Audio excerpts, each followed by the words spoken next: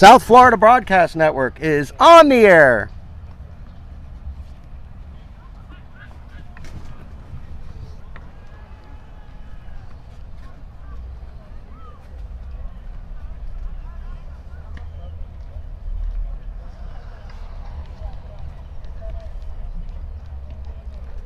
South Florida Broadcast Network is on the air. Welcome everybody to Miami-Dade College for today's game between the Indian River State Pioneers and your home Miami-Dade College Sharks.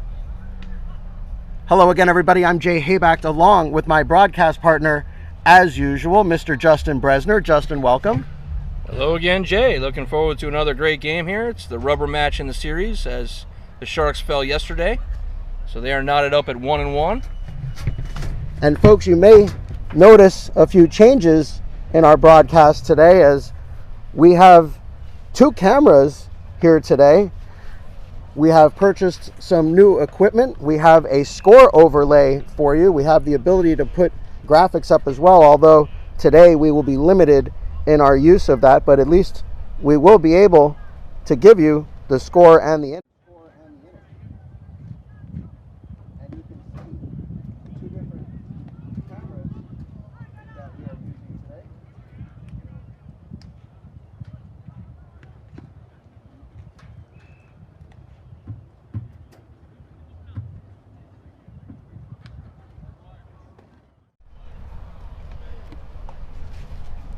And there we go. That's the other camera we have today, and we're going to be using different angles as we test our new equipment out. This will be the angle we use for the pitch. And this will be the angle that we use once the ball is put in play, which is our typical angle that we're accustomed to.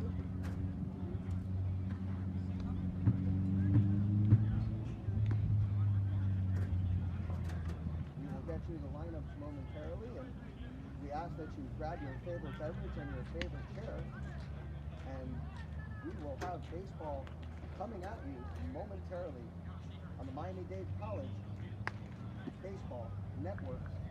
You are watching the South Florida Broadcast Network.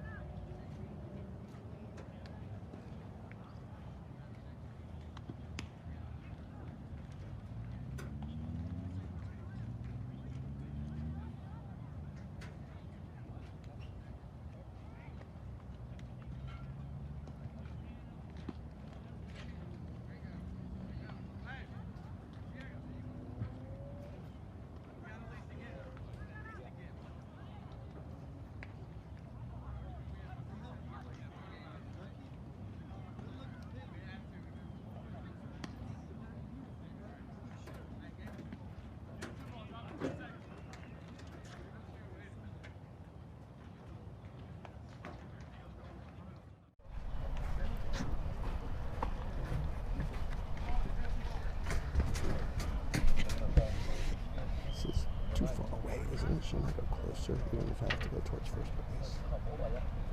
Not too far away. Then we won't have third at all. That's what I'm saying. I guess.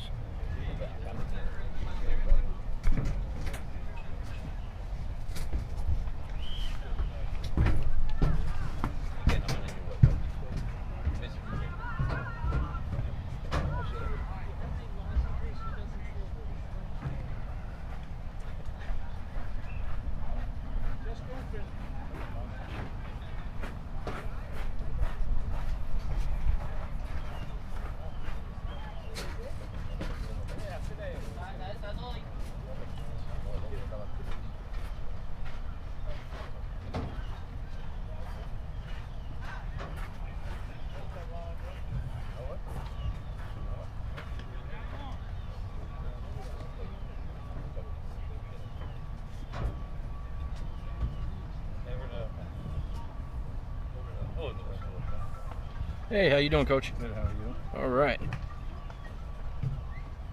Understanding of room only? Yeah, at the moment. We're trying to use some new equipment here. Don't talk unless it's.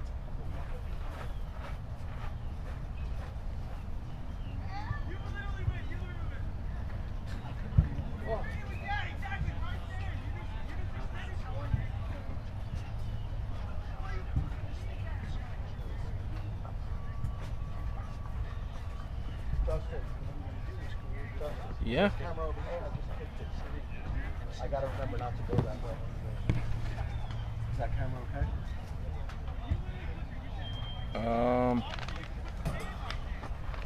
No. No? No. You jumped off the mound too much. Okay.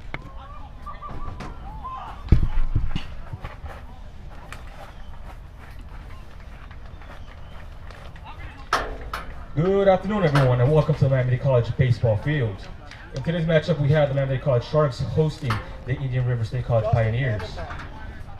Yeah. Now they announce the visiting side. He's got some. Number 8, Diego Arroyo. Number 3, What pen? RJ Diaz. Number 9, Carter Chansey. Number 5, Josh Schrouder. Number 10, Jackson Moldani. Number 26, Levi Aguila. Number 20, Cole Butcher.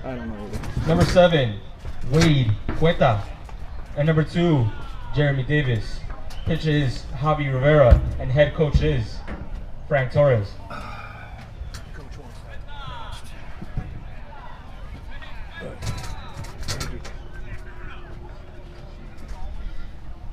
Now they announce the home side. Number 9, David Crawford. Number 14, Jose Bach. Number 5, Mikey Alicea. Number 2, Suhen Arias. Number 23, Nico Martinez. Number 25, Christopher Broer. Number 12, Cameron Wells. Number 4, Rafi Almanzar. Number 11, Richard Nunez. And number 22, Blake Baker.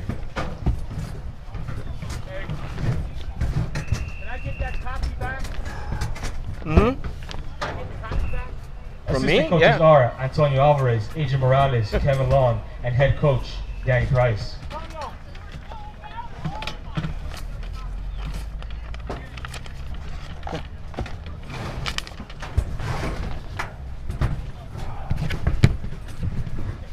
Coach.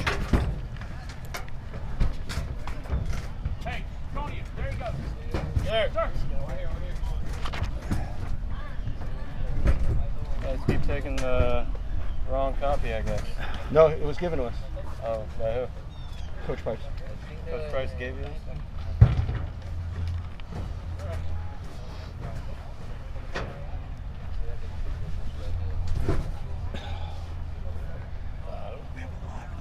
So be careful with movements.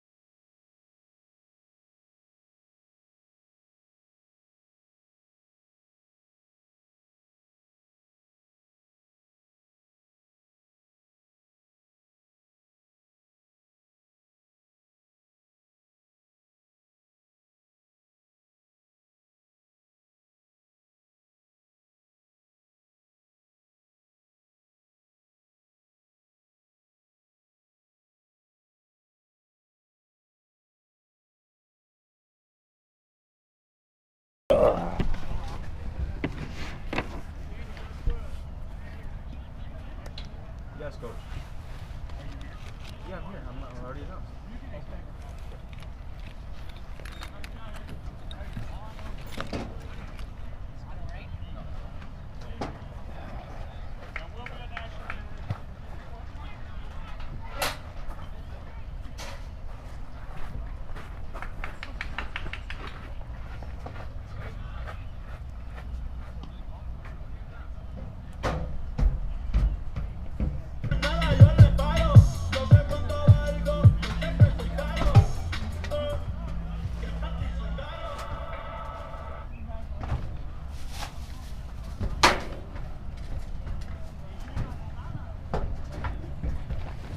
Ladies and gentlemen, today we fly the flag at half-mast in honor of the founding father of Miami-Dade College Athletics. Dade Maneri. Dade was a longtime athlete director and head coach for Miami-Dade College Sharks. Dade will be missed by many of his colleagues, former students, and friends. Now please stand for the playing of our national anthem.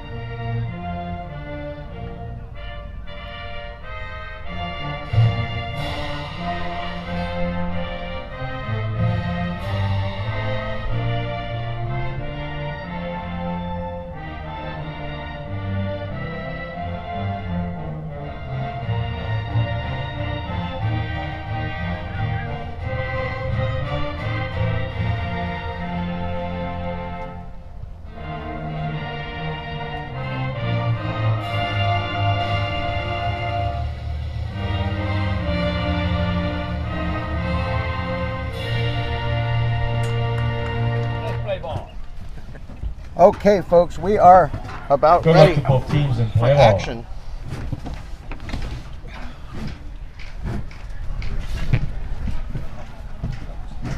For Indian River State, it's going to be Diego Arroyo, the shortstop, leading off. Ricardo Diaz, the third baseman, hitting second.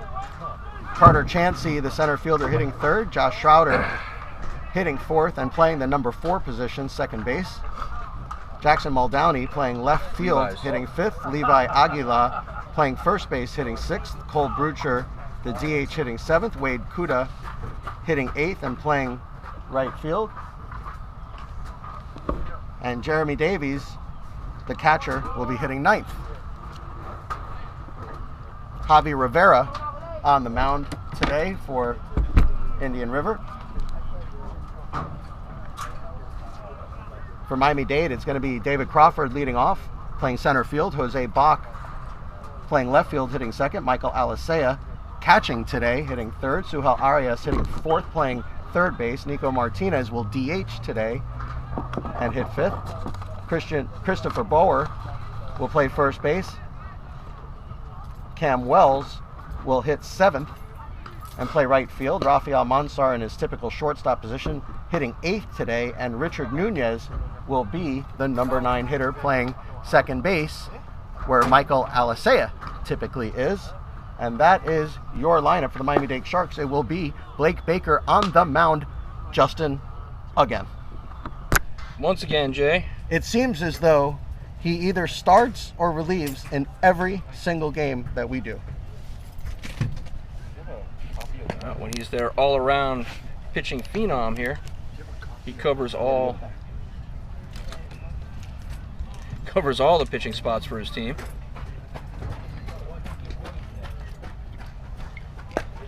Little difference in the wind today, huh? Yeah, not nearly as windy now.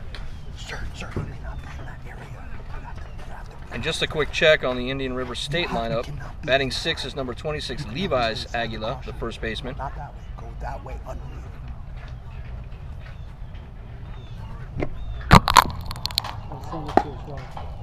Thank you so much. We have new equipment. Thank you. Oh, you're bleeding a little, Coach. Yeah, sure, yeah. Wow. should have brought a. I'll use the towel. Oh, we're good.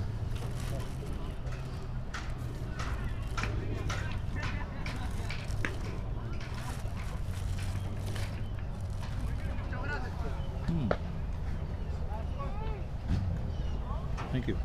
Absolutely.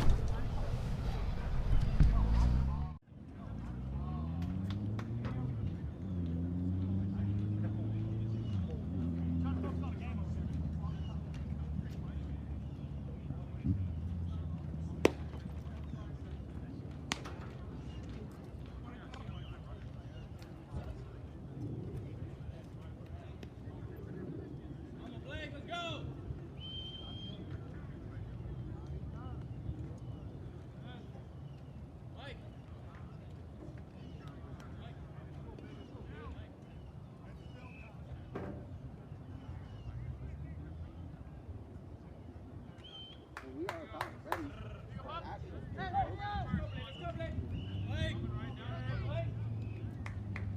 And the leadoff batter, Diego Arroyo, will step in. And the first pitch is fouled away. Hey, you're right on it, baby. You're right on it. Let's go, Wade. Let's go, baby.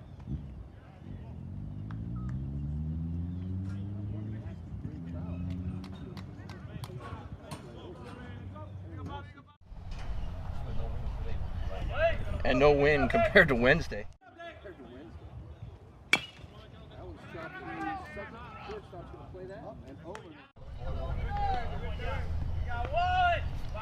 It's going to take us a minute, folks, to get our equipment straightened out here. We apologize for the lack of camera angle on that play, but there is one out.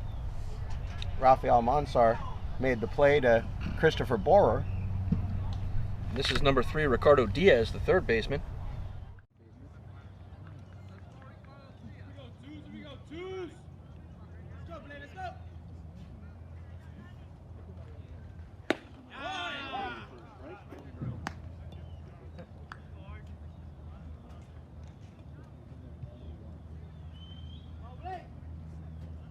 We appreciate having our jugs done back, Justin. Yes, we do. Always nice to have Kevin Lang's jugs done with us. And also we appreciate Steve Hertz back with us. Pitcher, that's And there's easy the play play to first base, and 2 quick outs in the inning for That's the way Blake you Baker. like it. That's the way you like it. 2 nice little ground balls. Get your fielders into the game.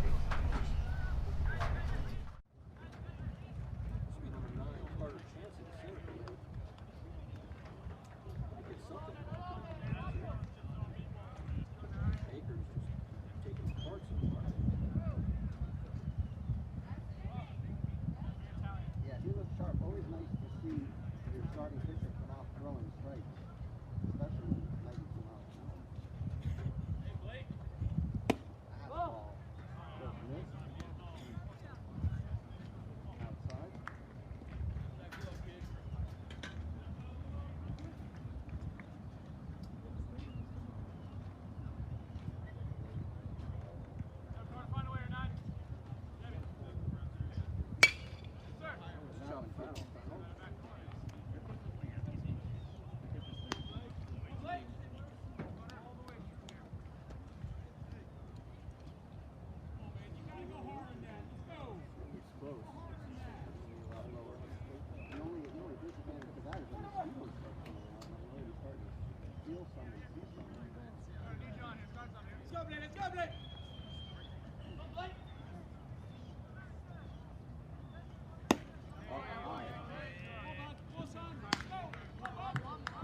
Giving you folks at home a bit of a different angle here today. We're going to be playing with some of the camera angles that we're going to have. We're going to be adding a third camera to this as well. Right now, using 2 cameras. We do have the scoreboard up on the screen today. We're glad to have that addition for you.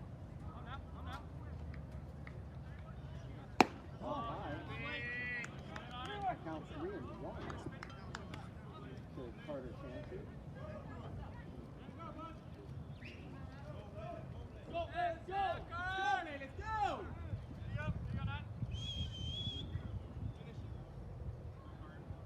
Chansey hitting .333 this season.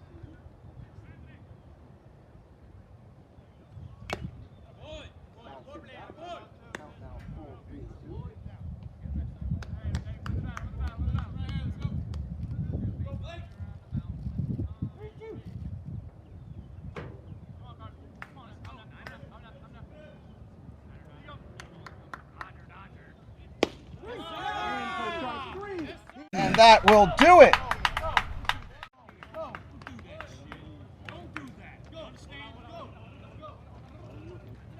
Nice inning for Blake Baker. Puts up the first zero of the day, and we go to the bottom of the first inning. Indian River 0, Miami-Dade College coming to bat. You are watching Miami-Dade College Sharks baseball on the South Florida Broadcast Network. And we have some new equipment we are using here today, folks. We have 2 cameras out here today, and Justin, we were close to having a third one. Unfortunately, one of our cameras was not compatible with the equipment that we're using, so we will have to purchase another camera. But at least we do have the 2 cameras working today, and the 2 shots that we are using today. We of course have our typical shot from behind home plate, and we now have a shot a little off center that shows the right side of the infield and also a closer view of the pitcher at the batter.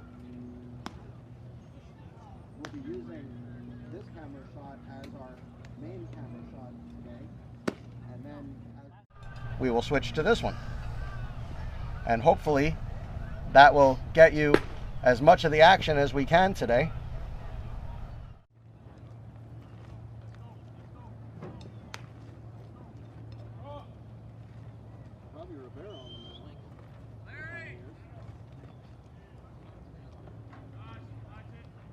And of course now we do have the scoreboard.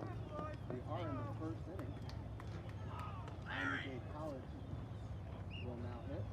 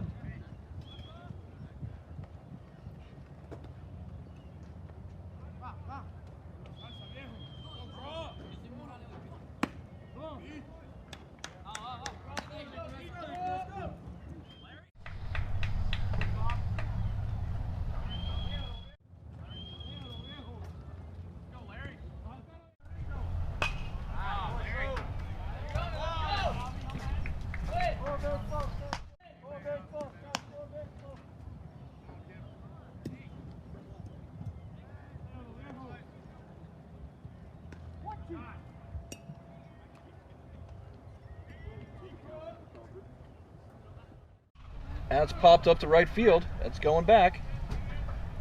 And he makes the catch, so 1 out in the inning. Crawford flies out to the right fielder, Wade Kuda. That was 4 fastballs, guys.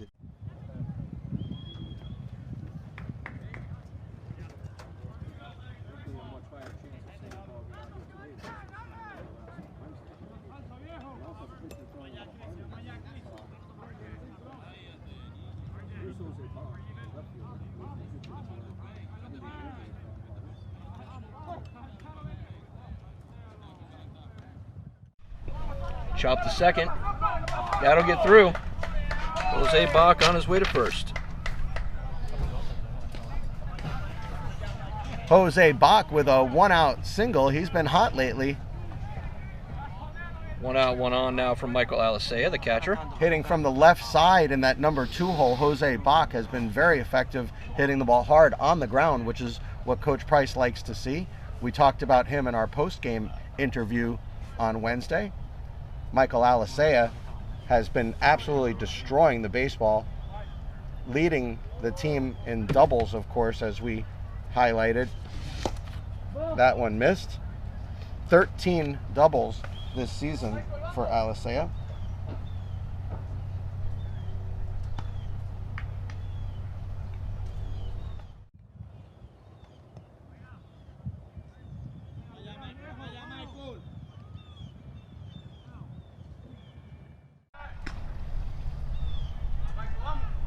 back in time at first base.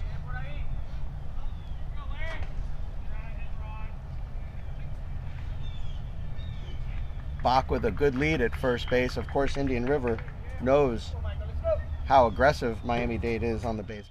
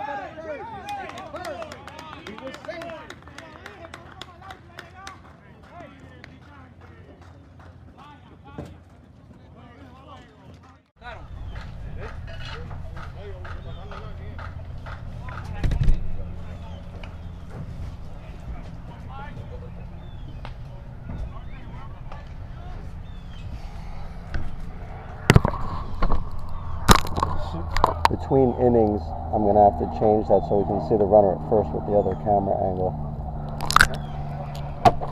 Suhel Arias now at the plate, third baseman for the Sharks.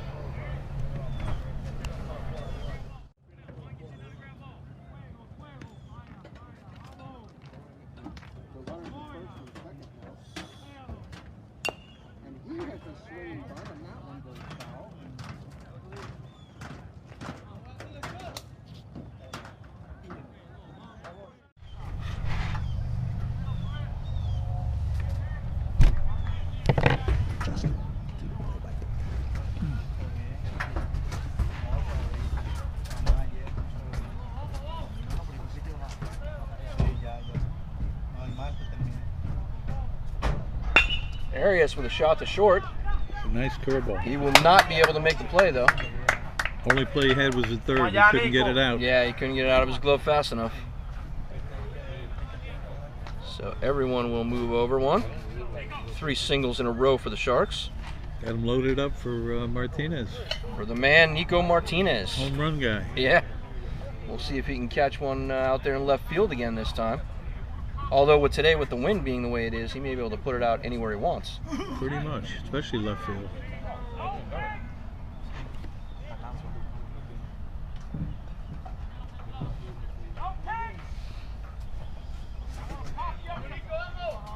So bases loaded now, 1 out. Here in the bottom of the first inning. That one is popped to center. That should be deep enough. Catch is made, but it will score one.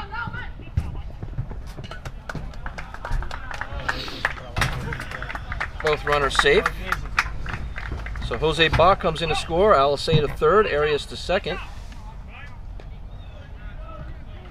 Geez, Justin, I leave for 20 seconds and all heck breaks loose.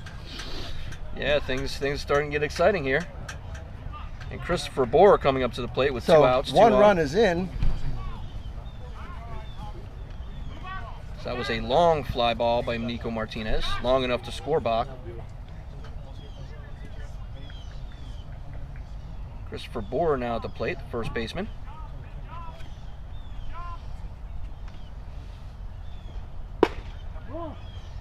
And our first change of a scoreboard. So now on the screen you can see Miami-Dade has the lead.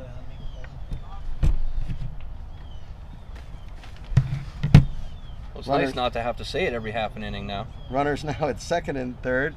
And that one hit up the middle. This is going to be a base hit. 1 run will score. Coming around third. Here's the play at the plate. He's going to be safe at home.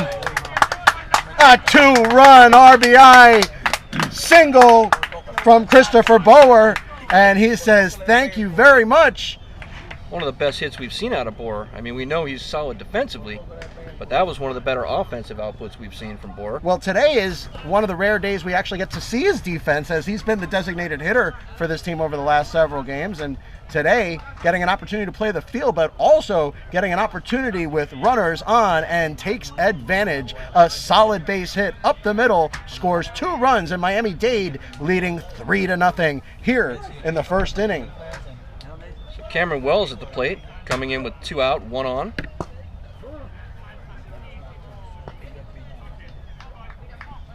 Wells, the right fielder. We hardly realized he was in the field last Wednesday, as the wind was blowing in so fast. There was no chance of any ball getting out over there. That one popped up. This is going to be a hard play, though. Coming in, and he makes the catch. That will do it. But Miami-Dade College puts up 3 big runs here in the first inning. Huge offensive output. And Miami-Dade College leading 3-0. We go to the top of the second. You're watching Miami-Dade College Sharks baseball on the South Florida Broadcast Network.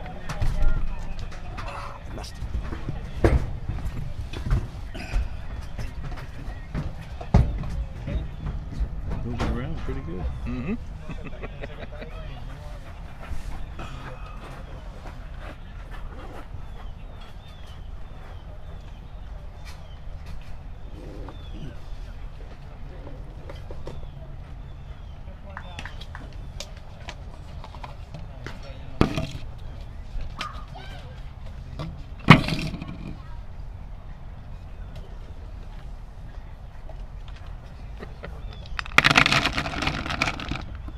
Thank you, Coach.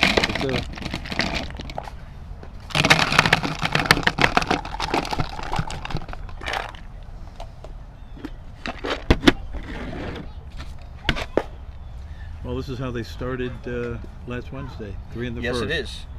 They started very quick in the first last week as well. Or, sorry, on Wednesday. Scored 2 more, and they were shut out, 1-5-0. They did have a tough game yesterday up in Indian River. That's what we heard. Lost 7-5.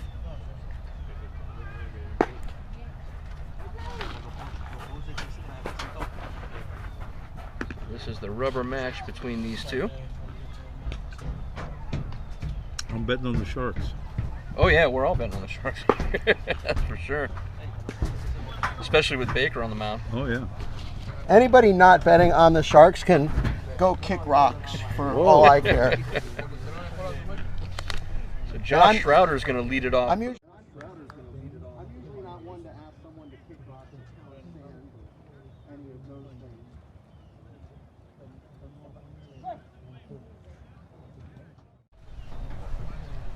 So Josh Schrouder leading off the second for the Pioneers, second baseman. That one's popped up to shallow right, I guess you would say. Play is made out there by Cam Wells. So as I said earlier, on Wednesday we hardly knew Cam was out there.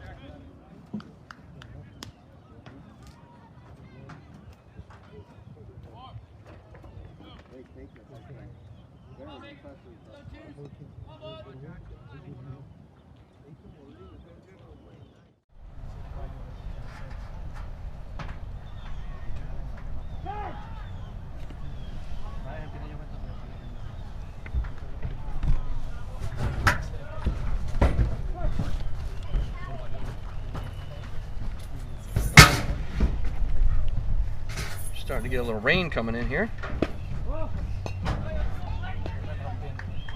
Count 1-1 to Muldowney.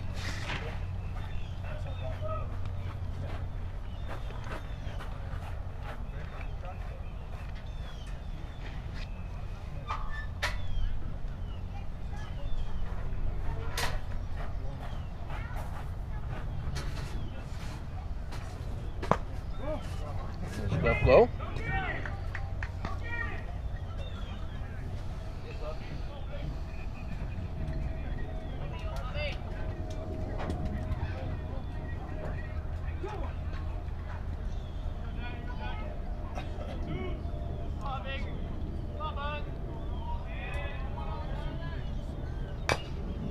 Chops that one foul.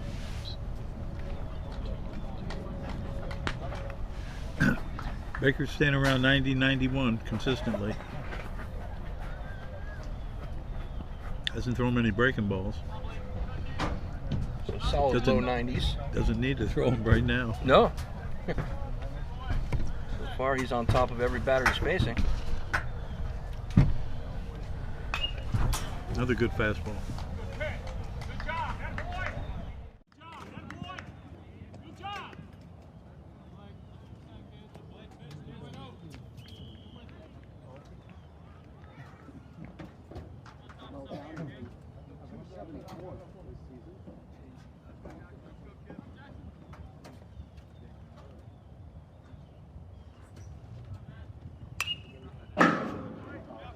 Coming right back into the field of play. Look out.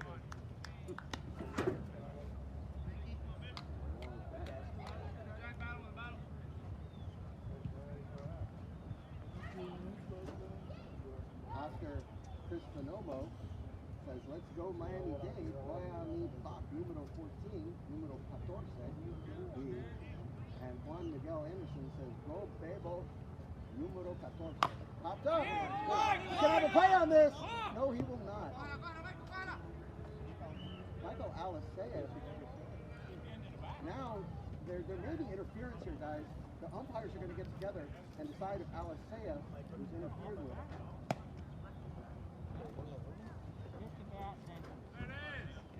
That's not.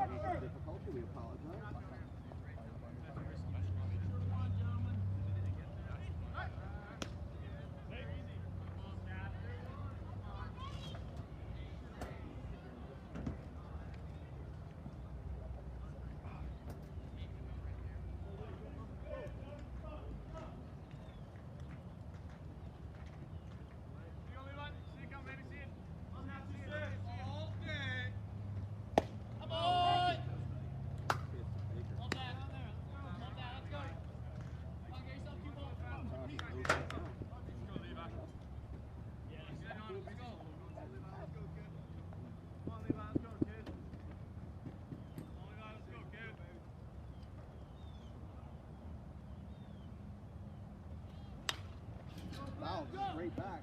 I'm good to go, B. Right there at your back. Now's when you're at your back.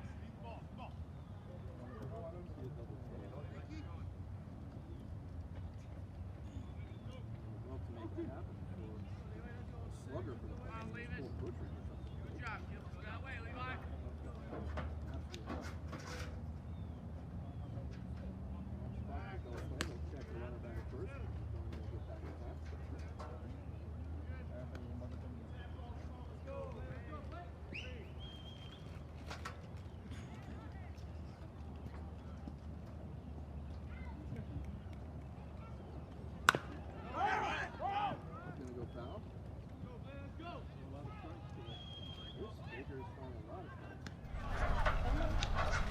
should be fine as long as he stays on top of these batters.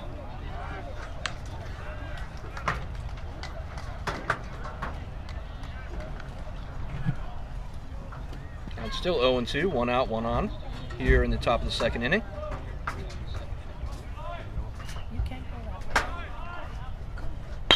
That is a shot to center. That'll get down. Actually, has a pretty good curveball down. He should be fine as long as he stays on top of these batters. So unfortunately, 1 out, 2 on for Cole Brutcher, designated hitter for the Pioneers. Here in the top of the second inning. And this is not the guy that the Sharks want to see in this position. That'll get down. Actually, has a pretty good curveball down. He should be fine as long as he stays on top of these batters. Caught the outside corner for out number 1. Unfortunately, That's okay. 1 out, He's a 2 little on. scary though. Cole Brutcher, still designated hitter for the Pioneers here in the top of the second inning. He's just a little scared. I wanted to get him up the stairs, I guess, but This is not the guy that the Sharks want to see in this position. Now get down. You know, with first and second and 2 outs, this is the first trouble we've seen Baker in at all. 2 hopper to second, get him out of here.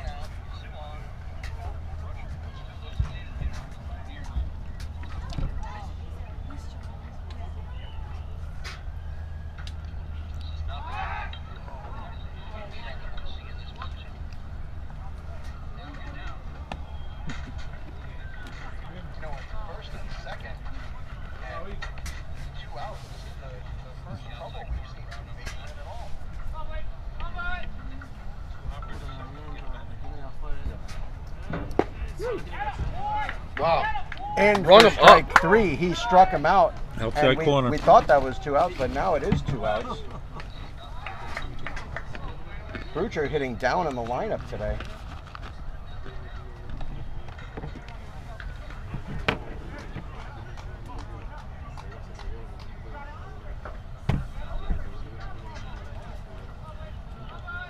So this is Wade Kuda for the Pioneers, the right fielder.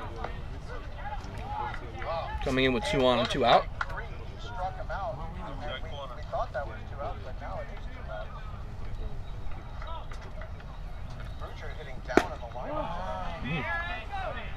Must have just missed with that one. Just up a little. Looking good to me. As long as he stays around the strike zone, he'll get that call eventually. This is Wade Kuda for the Pioneers, the right fielder. Coming in with 2 on and 2 out. He's fouled back.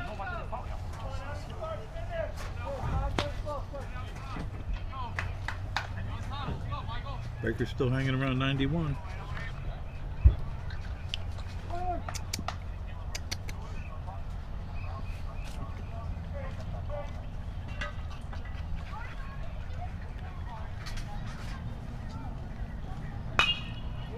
That one popped out of play. Oh.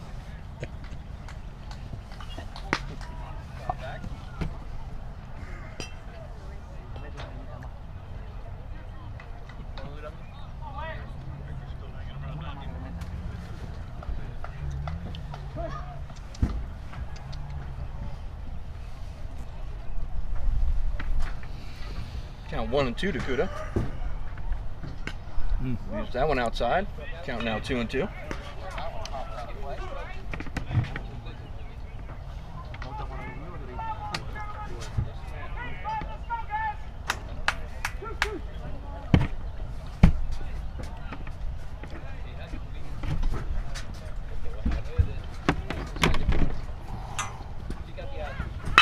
That is That a one shot. hit hard. Oh, man. That ball Going That's back, gonna go going behind back, and it is going to be off the wall. That's going to score a couple runs, Jay. Indian River got something going here, as that was a huge double from Wade Kuda. Sure was. Yeah, it'll score 2, and Indian River right back in this game. He left the fastball right up down the middle. The number Kuda 8, said, "Thank you very much." the number 8 hitter Wade Kuda really got a hold of that one.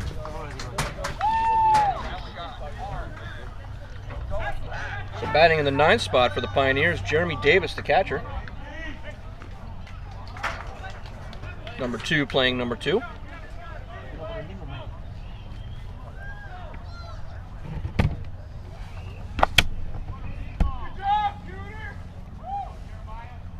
I guess he's called Cooter by his teammates. That fouled straight back at us.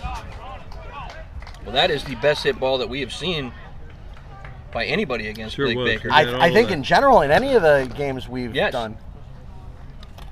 You know, most parks guys, that ball's out. This park is so big. Where he hit it's about 385 to left center. Well, we're lucky there's a little more room in the outfield here. So are you saying it's a little deeper to center field than what we're looking at, Steve? No, center field 410, but I thought I baited him into center. it. I thought he walked right into the trap. well, all I know is you could probably land a Boeing 747 on this field. One of the biggest in the trip to the mound for state. Kevin Long, a rare trip in the 2nd inning. Well, he's going to let him know that he's left some fastballs up. He needs to finish it and get it down. Yeah. Just calm him down real quick.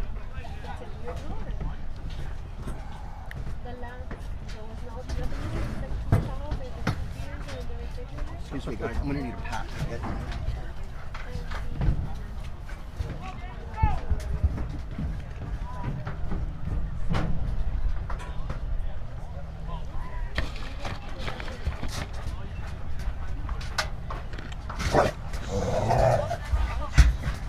It's not good. Hold tight. That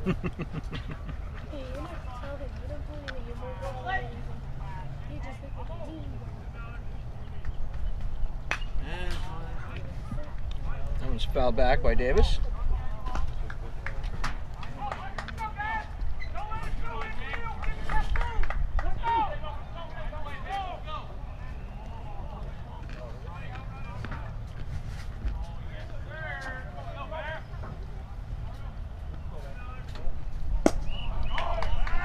Oh, no.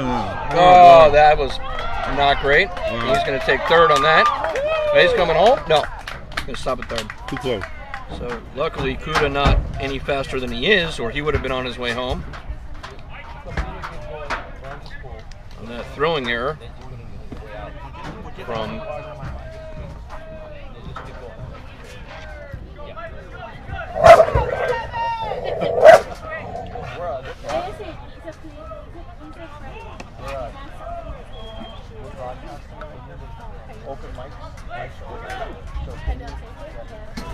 Tony. There's a shot to 2nd. That'll be scooped up over and somehow get out of the inning. So that So will the do 4-3. it. But 2 big runs come across for the Pioneers. I don't know that I would keep this dog off. He's getting ready to bite pretty good.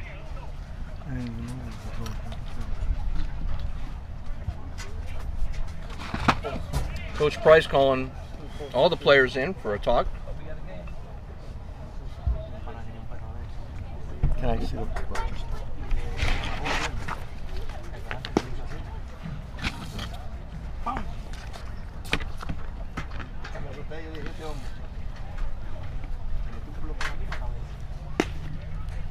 So we go to the bottom of the 2nd. Miami-Dade leading 3-2 over Indian River.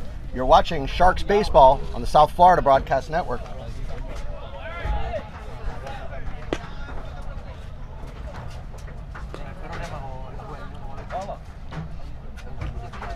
Stands starting to fill up here. Could be an overflow crowd. Hopefully the rain clouds have now passed us by. They seem to be out to the west now, so hopefully we'll be all right from here on out.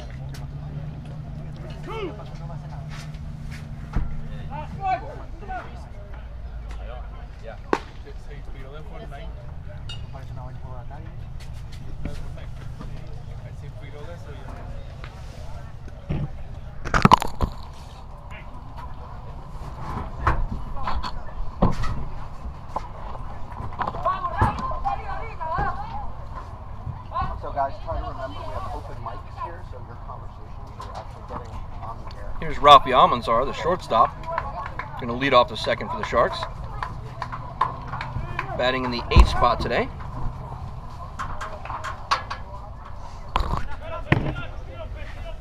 Popped up. This is going to be a hard play, as it always is with that high sun. And he barely makes the catch. Oh, a nice play at shortstop there by Diego Arroyo. From one shortstop to another.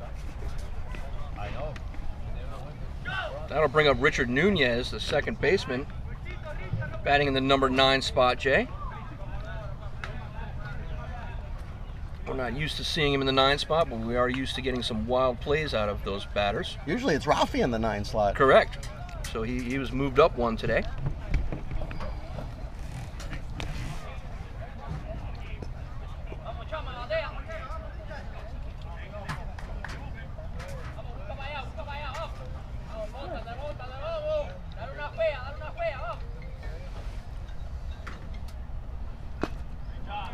Nunez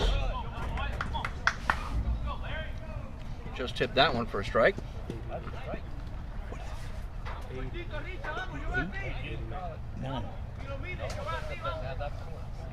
As the screen says, we are in the bottom of the second inning. Miami-Dade leading Indian River 3-2. Our new equipment has come in and we are having a ball playing with it. Still in the beta testing phase at the moment.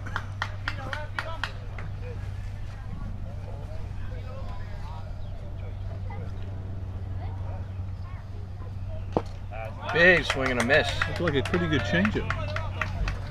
Nunez is going to step out of the box and reset after that one. Count now 1-2 with 1 out.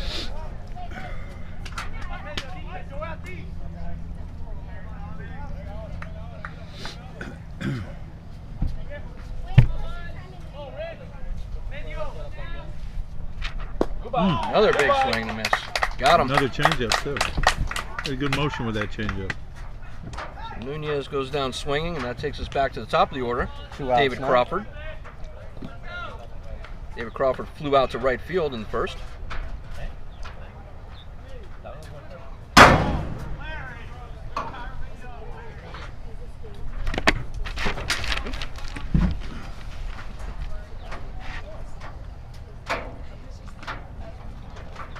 Outside.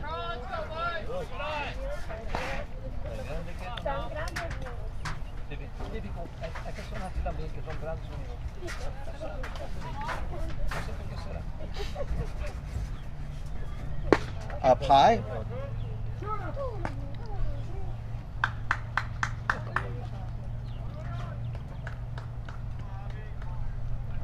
Rivera falling behind in the count here, 2-0.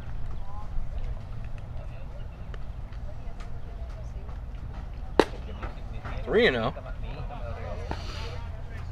You don't want to walk this guy.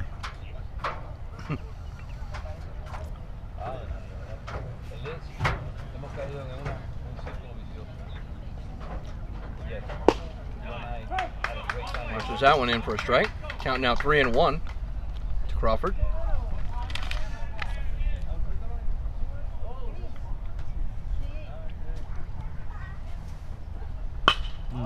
That one's Popped up. to left field under it, and he makes the catch. That'll do it. 3 up, 3 down for the Sharks. The second inning. Still leading by 1 as we head to the top of the third. Score 3-2. Sharks leading the Pioneers.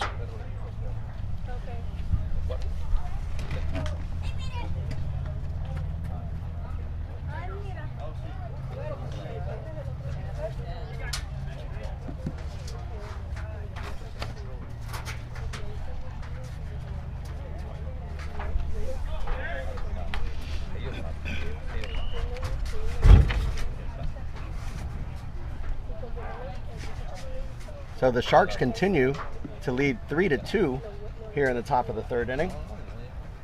You're watching Miami-Dade College Sharks baseball on the South Florida Broadcast Network.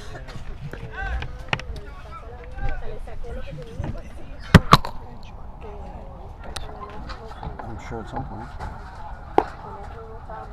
It's possible. Yeah, like the You do any high school you want. What do you doing that on your own with high school? I do 2-3 a week.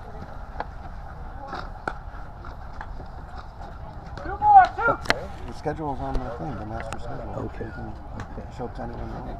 Okay. Sounds good. I'll call you. We can go over. Good. So Justin, I'm hearing through the grapevine, and maybe this can be confirmed. I have the gentleman in front of me that can confirm it, that it is possible we may get some crossover from our man Steve Hertz into the high school ranks. Is that a possibility?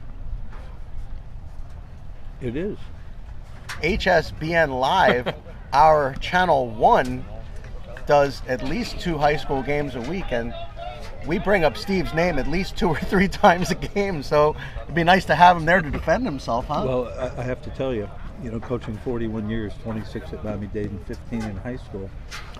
The 15 in high school were probably the best years I had. Great kids. You can be more of an influence with them. So I'm looking forward to doing some of the high school games. So here's Diego Arroyo, shortstop for the Pioneers, leading off. You're talking to someone right there.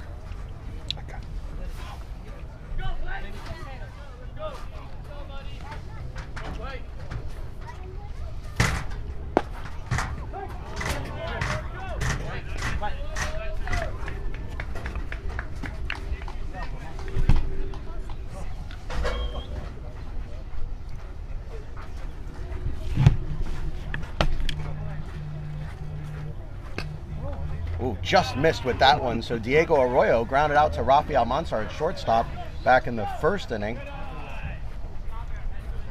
It's been a good offensive game for both teams so far. Indian River actually getting to Blake Baker a little bit, which is something we haven't seen before. There's a fastball in for a strike on the inside corner. A good looking pitch, and that had a little run to it too. Arroyo doesn't seem happy with himself that he let that one slide by.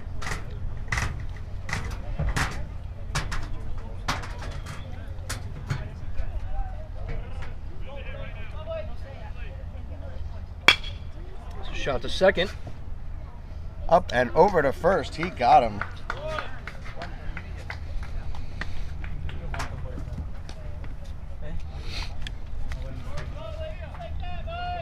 Play made by Richard Nunez. We're used to seeing Michael Alisea patrolling that area.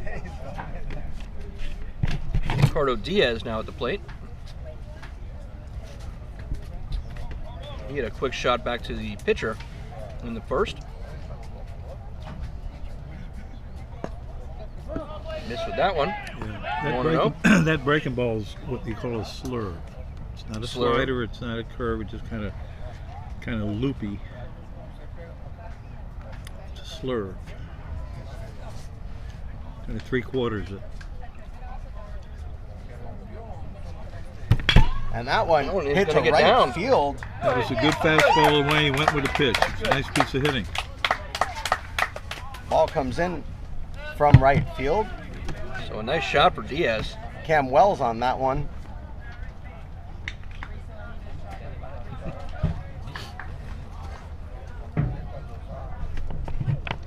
On Wednesday, that shot would have held up in the air, and the first baseman would have just stood there and caught it. It would have been close. I think you're right, Justin.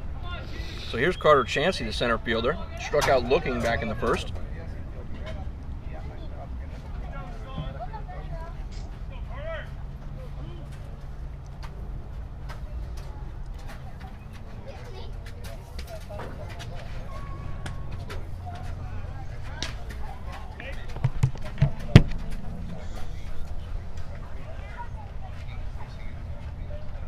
Diaz back in time at first base. Baker, I think, has an idea that we may see a stolen base here. You can see a good lead at first base from camera number 2. That one's left outside.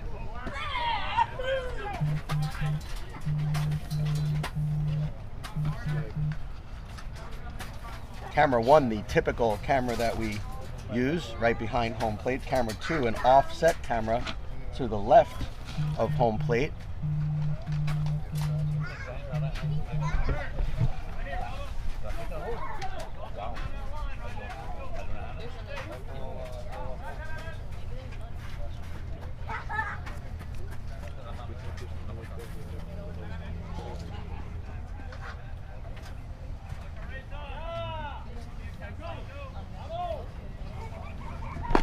Outside again from Baker.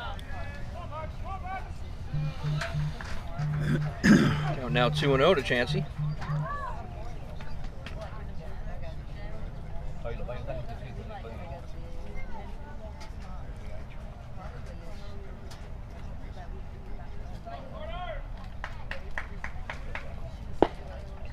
That one Caught in the for a outside. strike. Caught It's a it. good looking pitch right on the black.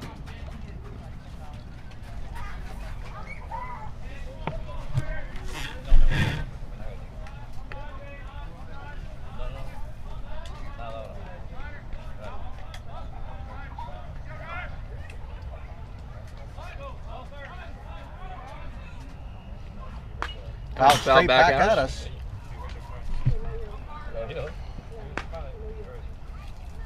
Count now 2-2. Chansey.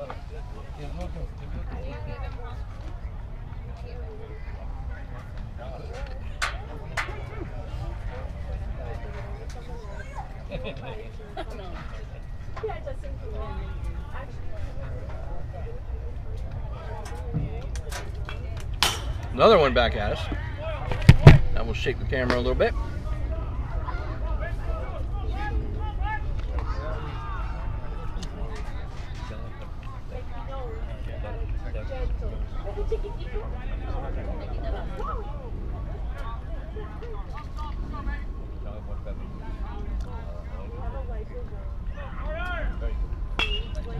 That one put in play. This is going to get down for a hit. Wow. A flare. Yep. Shallow left.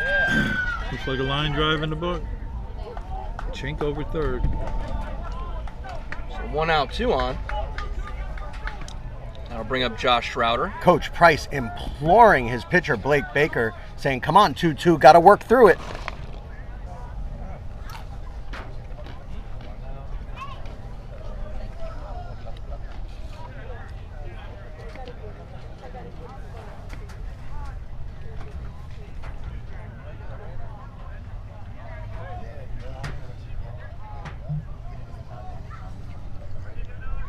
So Schrouder flew out to right in the second inning.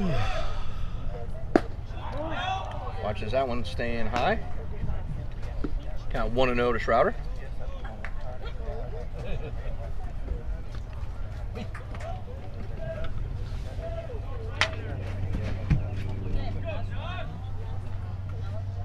Schrouder, the number 4 hitter today. Brucher was put down in the lineup. And that one inside. Steve, you think they dropped Brucher because he's been struggling? It could be. It could be. He had a tough game in the game we did Wednesday. Yeah, he did. Brucher was 0 for 3 with 3 strikeouts and a walk. Might be pressing a little bit. Trying to do too much.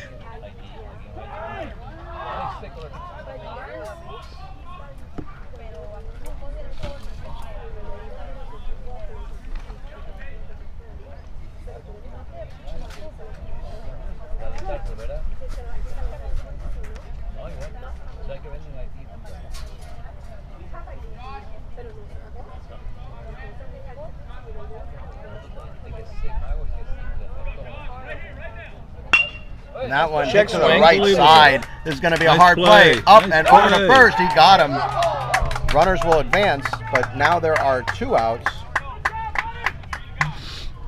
Real good play by second baseman. Yeah, getting some action today in place of Michael Alisea is Richard Nunez. Made a nice play ranging to his left.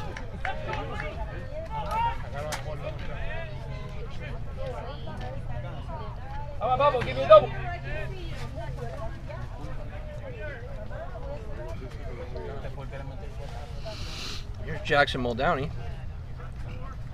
Muldowney was hit by a pitch in his last at bat and came around to score one of the Pioneers' 2 runs.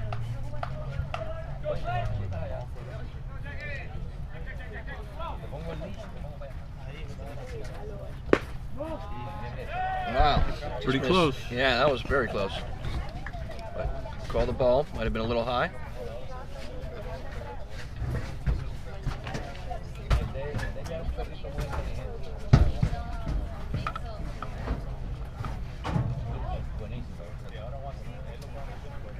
Nice curveball. Slur ball. Nice pitch for a strike. Count 1-1. 2 on, 2 out. Here in the top of the third. Sharks leading the Pioneers 3-2. Gonna have a meeting on the mound here for the Sharks.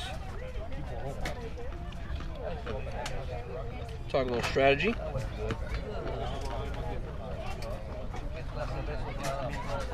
What we haven't seen, Justin, is not too many change-ups from Blake. Could probably up his game 30-35% with a good change-up.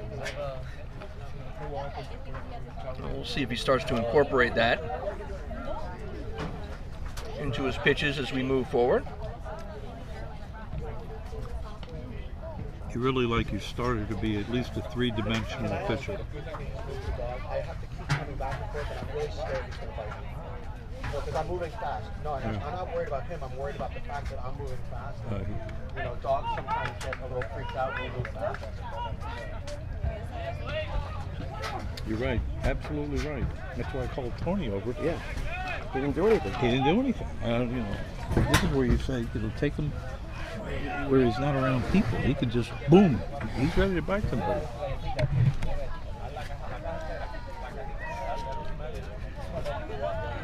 So count 1-1 now to Muldowney.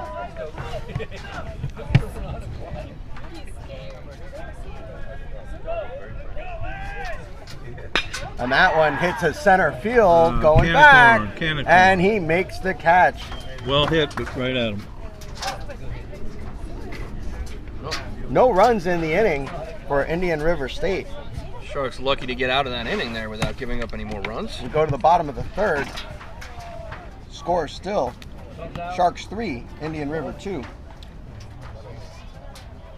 Jay, Justin and I were talking about Blake needing another pitch. Probably a good changeup to go with what he's got, make him a three-dimensional pitcher. Really up his game. Well, we already see nice movement to the outside with that two-seam fastball he throws. It would be nice to have that other dimension of speed to go with that. Without a doubt. Excuse me, guys. The velocity of Javier. The velocity, the velo. Not us. We're not doing that. Oh, yeah. Well, he's about 88. 88-ish, yeah. We go to the bottom of the third. You're watching Sharks baseball on the South Florida Broadcast Network.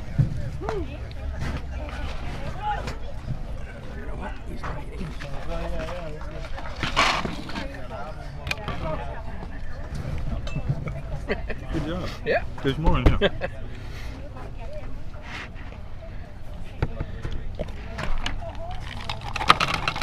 So Jose Bach going to lead off the third for the Sharks.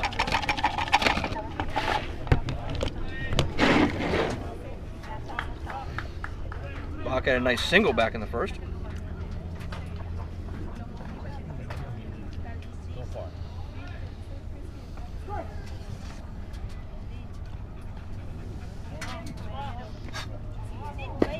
That one's left. Fastball Caught in the for a outside strike. corner. Well, I think he gave him that pitch. Yeah. It looked about 6 inches off the plate. I thought he had missed it, but called strike. Bach has been hot. Singled and scored in the first. And he's been hot in all the games we've seen. Ball.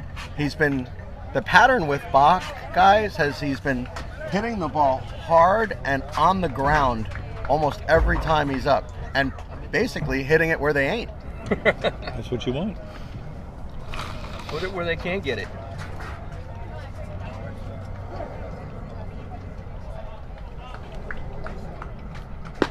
Watches that one stay up high.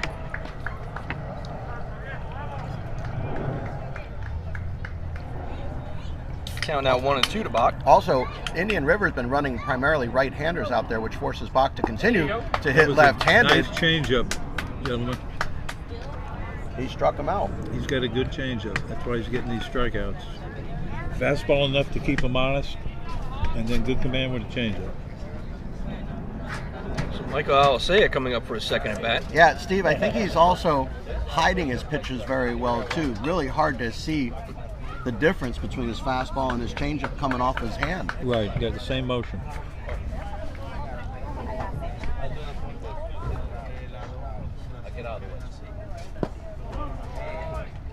That was left low.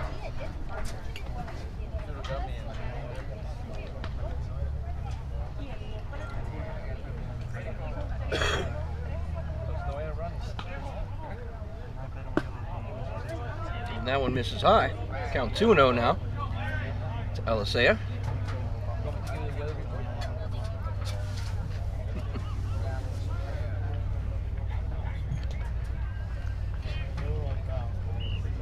Popped up, out of play.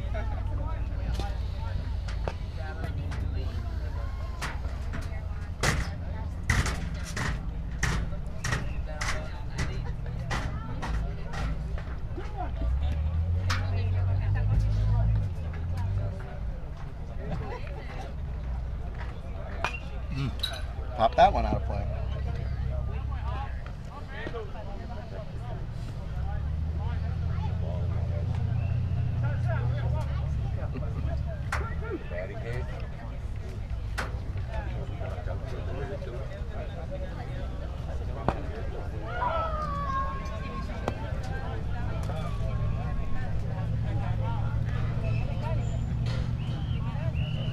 So full count now to Alisea. See if we'll challenge him here or throw him that changeup.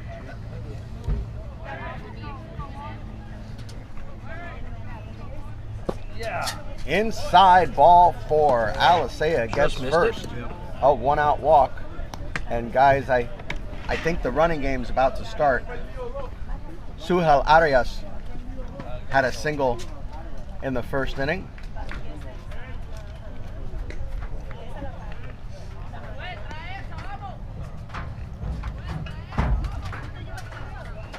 It was an RBI single.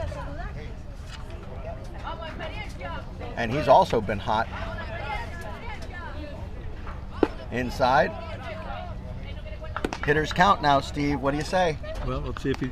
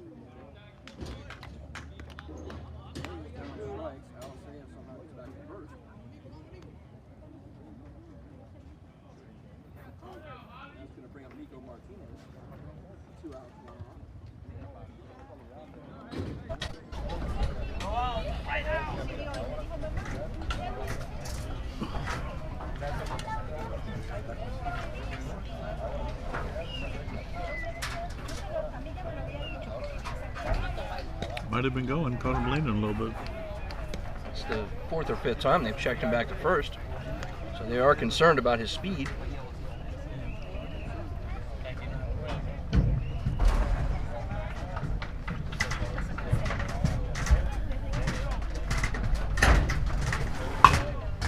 There's a chopper to third. Be a tough play. Up and over. Got it. And that'll go down 5-3. Pitched well that inning. Did a nice job. Did. And the Sharks strand one.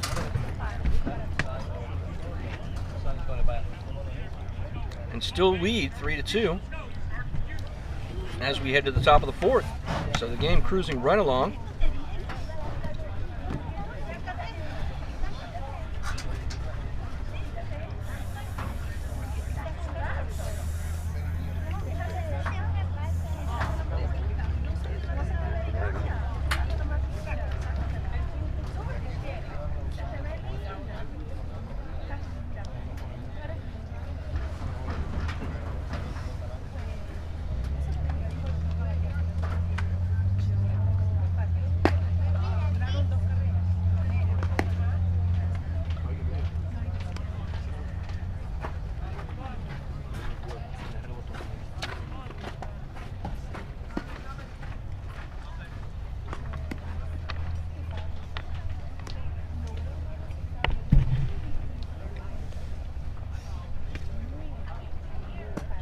While we have a second, we want to mention again that flag in center field at half-mast today in honor of the founding father of MDC, Miami-Dade College Athletics, Demi Maneri, longtime athletic director and head coach.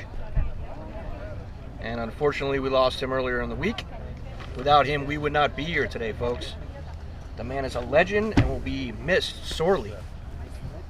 Touched the lives of so many people, and the news of him passing this week was just devastating for everybody, present company included, as I know Steve Hertz knew him very well. Sure, he was scouting us in high school when we first started the program, 1961. Wow. I think he was 35.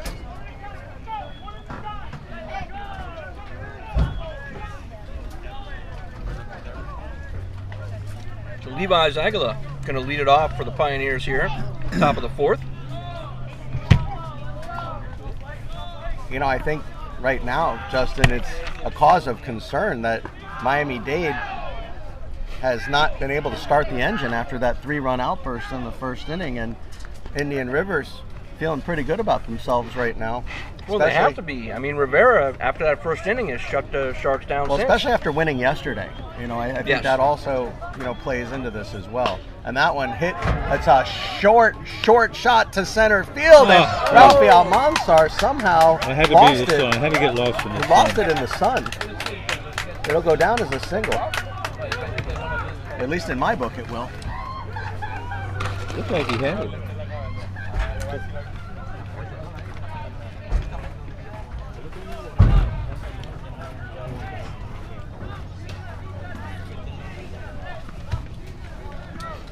He absolutely got his feet in the right position, Steve. It's Oh, just, he was in position to catch it.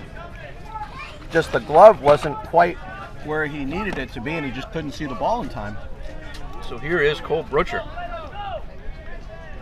Brutcher struck out looking in the second, but he has some power, folks. Don't doubt that for a second. If he gets a hold of one, we are not going to see it again today.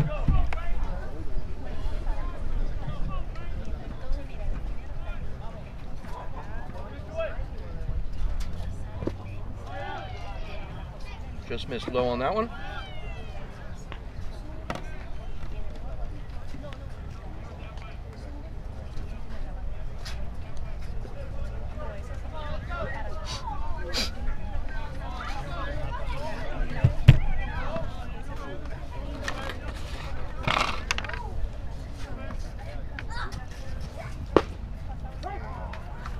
Pretty pitch. I gotta give it to his home plate umpire. He's consistent.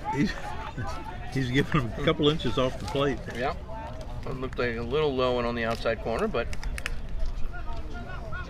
he got the call. Count now 1-1 to Brutcher. Curveball just missed. Coach Price seemed to like it.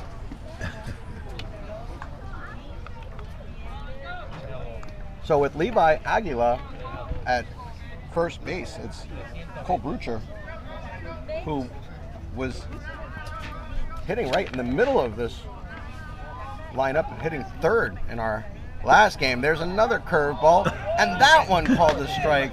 Alisea almost fell over. He's very generous. Alisea almost fell over trying to get to that pitch. I'll tell you what, I'm going to stay outside all day. Alisea fixing his equipment because he had to move so far to get to that one. Oh, boy.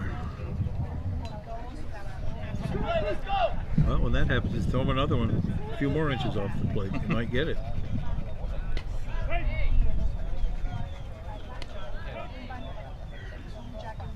Aguila back in time. With no outs here, we don't want Aguila making his way to second base.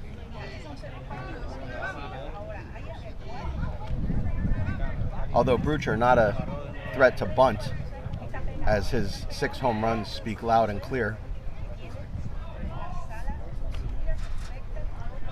Curveball right in front of Alisea as Full it count. Well, I think you got to run him here. seemed to hit his shin guard, or possibly the umpire's shin guard. What do you think, guys? I'd say he's going. I think he's off, yes.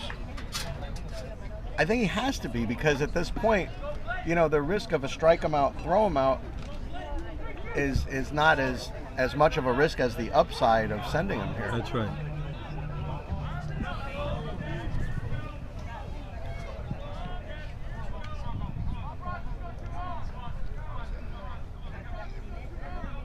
He's not going, No, and he it's didn't. low.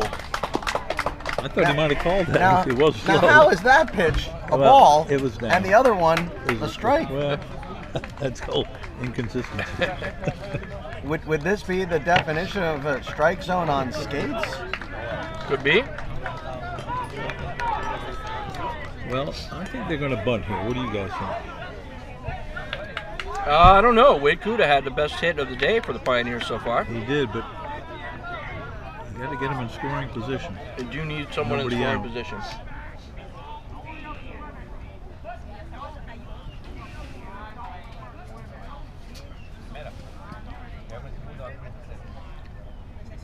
So as I just mentioned, Kuda with a 2 RBI double back in the second inning. He has accounted for both of the Pioneers' runs today. We'll see what he does with no one out, 2 on, men on first and second.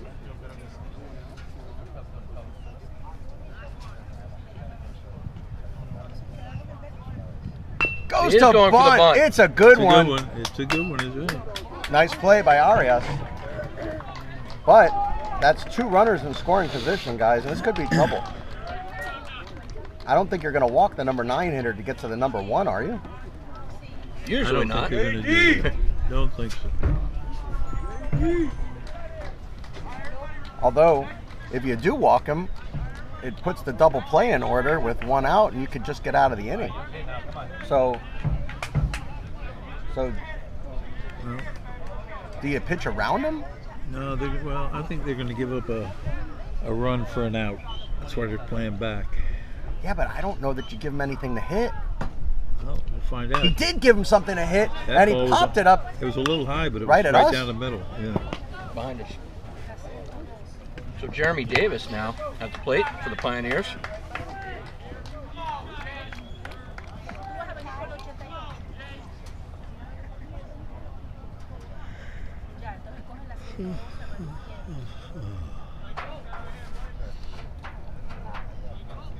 Another one. Caught that one in for a strike. That was a better one. Oh, I guess that answers whether we're going after him or not.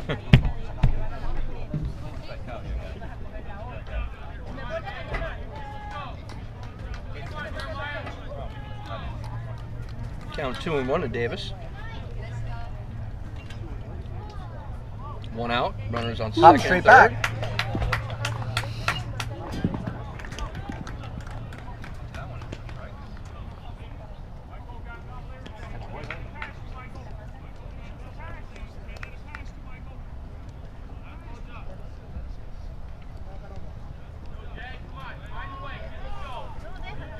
Big pitch here, 0-2.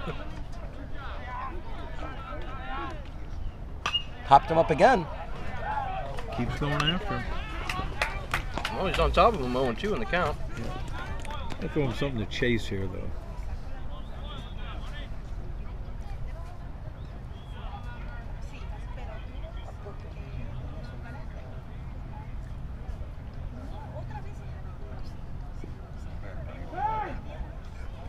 Something to chase and on the ground.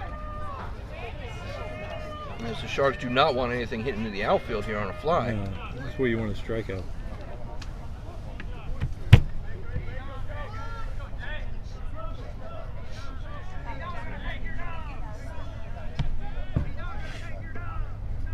Hit hard, but foul. Oh Hey, boy, look that at could have been trouble. He got away with a bad pitch. Woo! That was a fastball right down the middle. That was a 2 RBI Gotta hit. make him Oh, chase. the wood! Fastball up in his eyes. Don't throw him that one again. No. Big. Whatever pitch that was, That's Leave- a fastball right there. leave that in your holster. I don't know that it was a fastball. No, it wasn't. Is he really that far out in front of his fastball? Yeah, because he's looking for something around the plate, and you can't give it to him now. Foul, swung. tipped it into the glove. A huge strikeout for Baker. Yeah, that was big. In fact, that was a real good pitch. Fastball in. That was the biggest pitch of the game so far, folks. Make no mistake about it. That pitch could have gone either way. If that ball is put in play at all, A run is coming a across. run comes in and we are tied. But instead, it'll go as a foul-tipped strikeout for Blake Baker. And now 2 outs in the inning with second and third. And really doesn't matter where the runners are once there's 2 outs, except if they get a hit, and they do not. Almanzar over to first, and Nice. Fruitshirt makes the play, and that will do it. No runs across.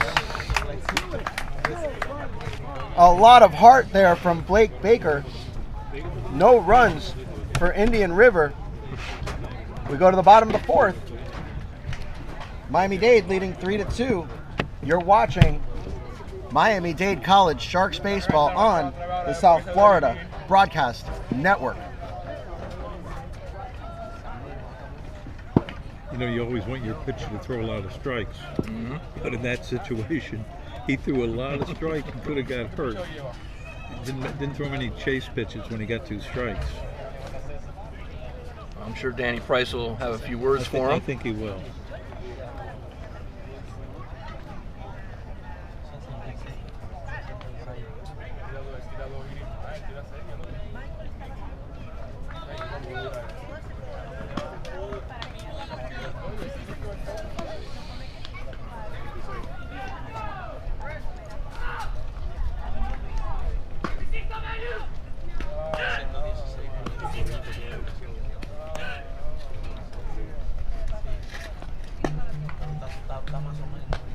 I'm going to redo this camera. I think it's on delay.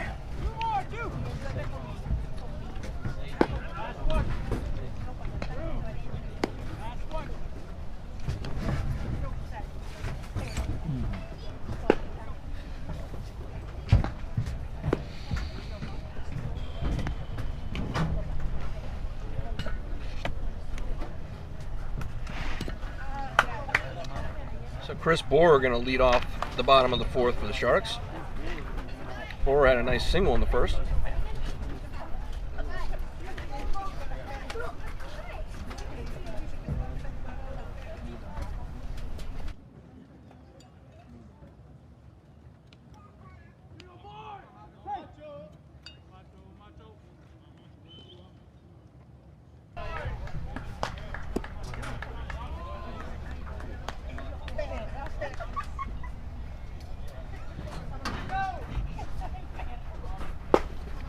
That one's in for a strike.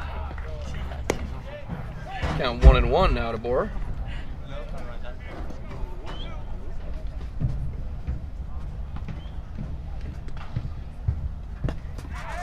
Oh, caught the outside corner with that one. 1-2.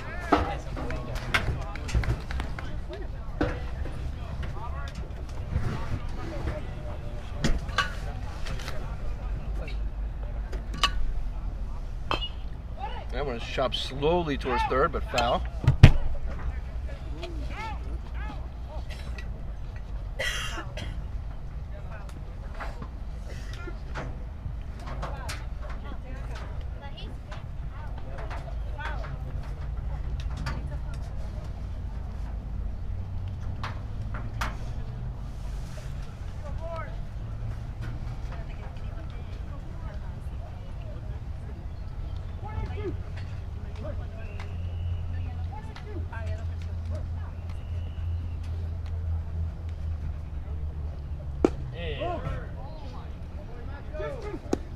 Just missed with that one, He apparently.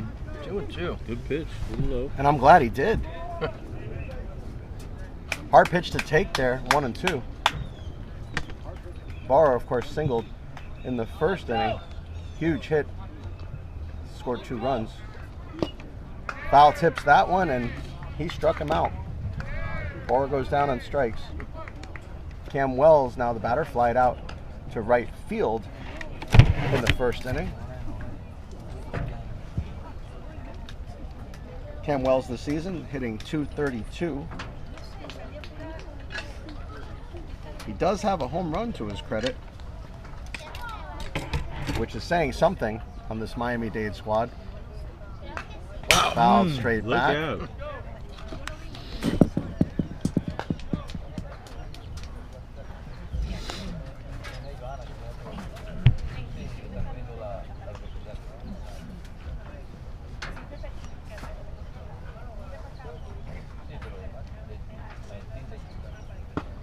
That one's left high.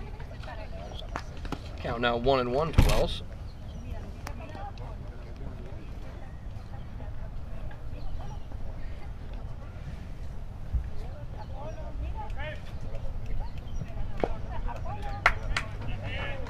Pounded into the ground there. 1-2 to count. Guys, I feel this game going in the wrong direction. What is that? I think we need something to turn the tide here, get our momentum back.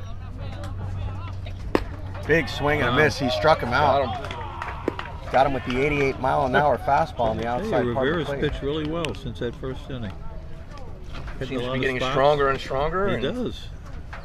Change-up looks great, too. Well, guys, ever since the first inning, he's only given up 1 base runner, and that was a walk to Michael Yeah. Alicea. Yeah. He also has 4 strikeouts in the last 2 2/3. So not only is he pitching well, he's actually striking out batters. Not easy to do with this Miami-Dade squad, and that's going to be a hard play. This is going to get down. Rafael Mansar with a seeing eye hit. He hit it in that same spot that he had himself trouble with. So a 2-out single will bring up Richard Nunez, and we'll see if Rafael Mansar is off with the pitch here. With 2 outs, we can say there's a pretty good chance of it. Mansar with good speed. He bunts. Foul. A drag bunt.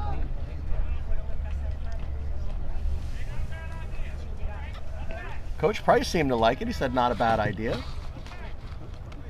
Again, one of the things we really like about these games here at Miami-Dade is you always know what Coach Price is thinking. Sure do. Not much for hiding what he has to say, No.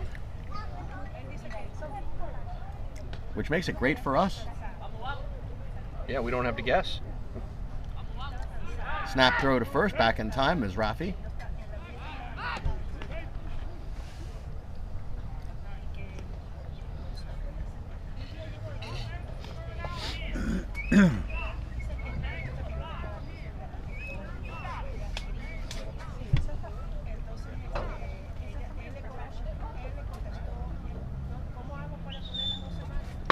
Hit on the ground. It's going to be a hard play behind third base, and it is foul. Would have been a very hard play for Ricardo Diaz. Diaz tried to short hop that behind the bag.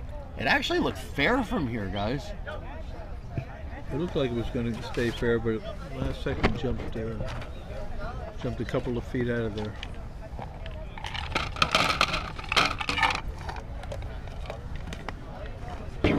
Once again, Steve Hurt's nice enough to bring us some snacks while we broadcast.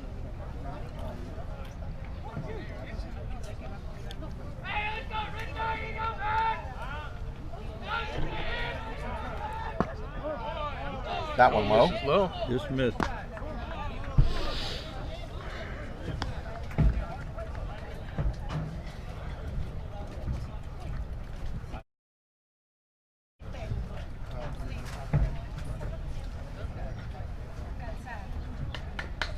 Curveball. He got him. Boy, he froze him on that, didn't he? And he knew it. That'll do it. Sharks go down. No runs again. We go to the top of the 5th inning. Still Miami-Dade leading 3-2. You're watching Sharks baseball on the South Florida Broadcast Network. And guys, it seems like hours ago that Miami-Dade scored all those runs. Yes, it does. It's been a while now.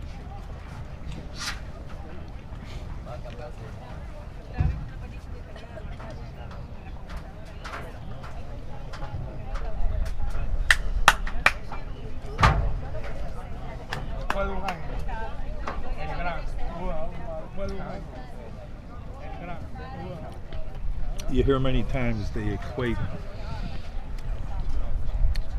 like a flight. You know, when you're on a flight, you start out, that's tough. You got to make a great start, and then you got to make a great landing. It's the same thing with baseball. You got to get through that first inning, and you got to close it. And that's when you see a lot of things kind of go wrong that first inning and sometimes the last inning. Your good ones are the ones that don't have that. They have a great flight all the way.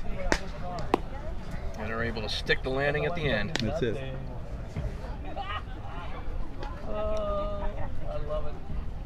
So we have a pitching change here, Jay. As number 43 is coming in for the Sharks. Well, Justin, it's someone that we have not seen before. We're going to have to ask a few questions. So it is Juan Marcano coming in to pitch.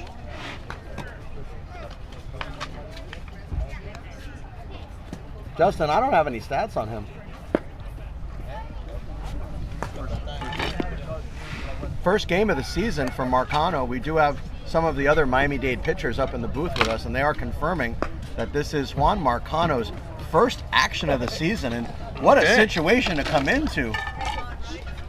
Yeah, this is, how do you come into a one-run game in the rough situation to step into, inning. but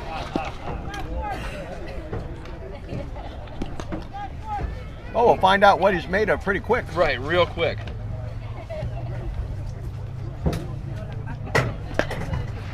Right on time. Right on time.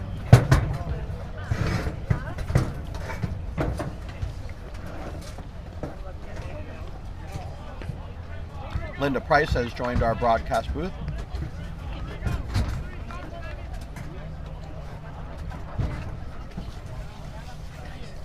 Always nice to see Linda. Ricardo Diaz will be the first Pioneer to face Juan Marcano here in the top of the 5th. Still trailing by 1 run.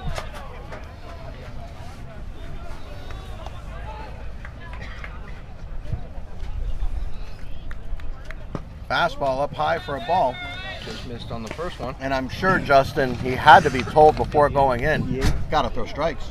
He had to be told Oh, that. yeah. First pitch, 88.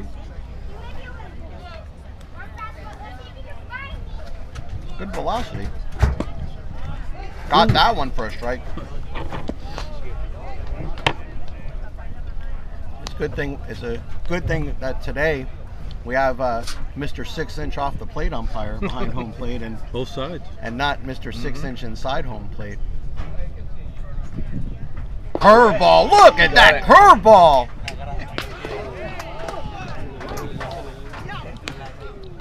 2-2 the count now. Oh my Diaz. goodness, folks. Now that's how you throw a curveball. Kids, if you want, you can still make it here in time before the game's over and ask Marcano how he threw that curveball. Fastball missed.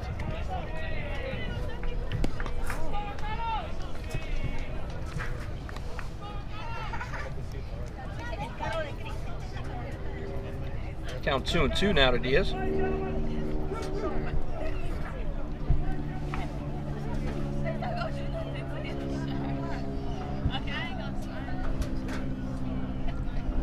Popped up, out of play.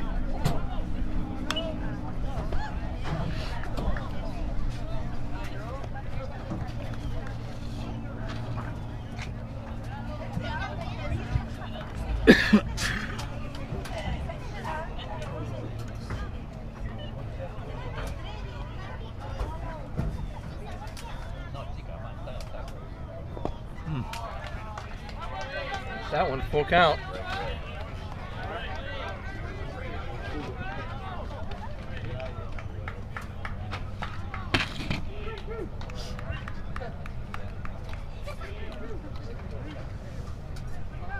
What's he going to throw him here, guys? I think he challenged him with a fastball.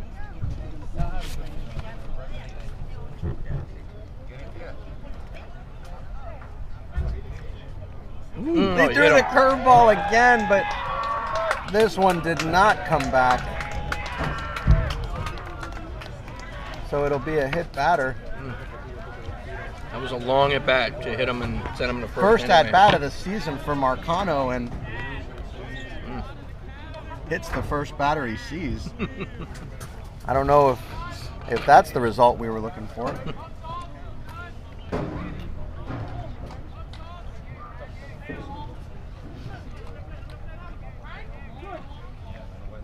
So here's Carter Chansey, his third at bat of the game.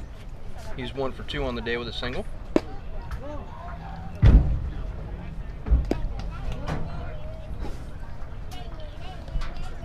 And I think you'll see Coach Torrey take a chancey here. As Okay. Ricardo Diaz at first base probably will be off in one of the next 2 pitches. Nice curveball.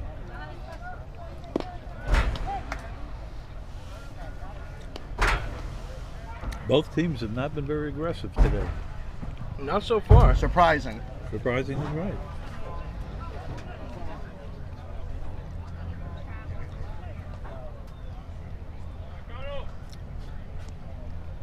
Fastball hit Wow. hard. But coming in, and he dives and makes the catch. Look at Crawford. Play.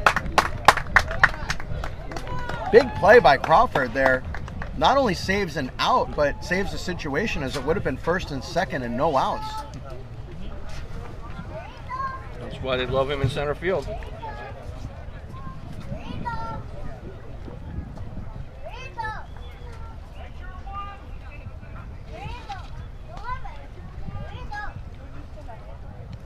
So this is Josh Schrouder, 1 out, 1 on.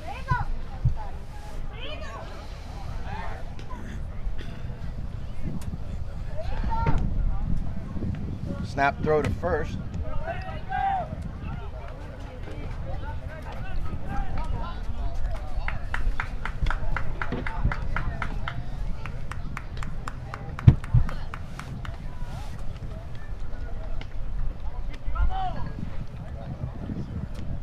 Nice fastball right at the knees. Throw gets away. No movement though. Sharks almost tempting Diaz at first base. Taking their time to pick up that ball. Pressure, tension, situation.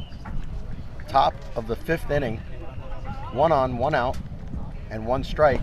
Big swing at that one. Runner goes. Here's the throw to second base. He's going to be safe at second.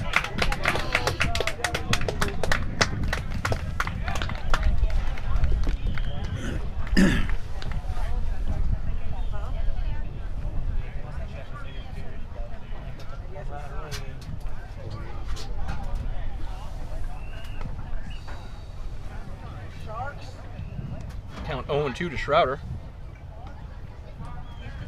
Well, with 1 out, if they can get Schroeder here, that will be a huge out for Miami-Dade.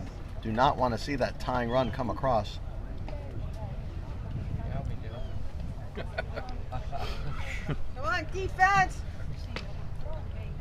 Big curveball in for strike 3. He struck him out. Huge strikeout, much to the dismay of about 12 people sitting to my right. They travel well from Indian River, huh? Well, they seem to be arguing with our commentating. No, I'm commentating. Keep the mom quiet. Do not engage her. Do not engage the wild gorillas. So here's Jackson Muldowney. Muldowney was hit by a pitch in his first at bat. Justin, just as we said at the outset of this program, anyone that does not think Miami-Dade will win this game can pound sand. Well, there's a lot of people to the right of us then. They can kick rocks. There's that curveball again. Got it. Wow. Wicked curveball from Marcano.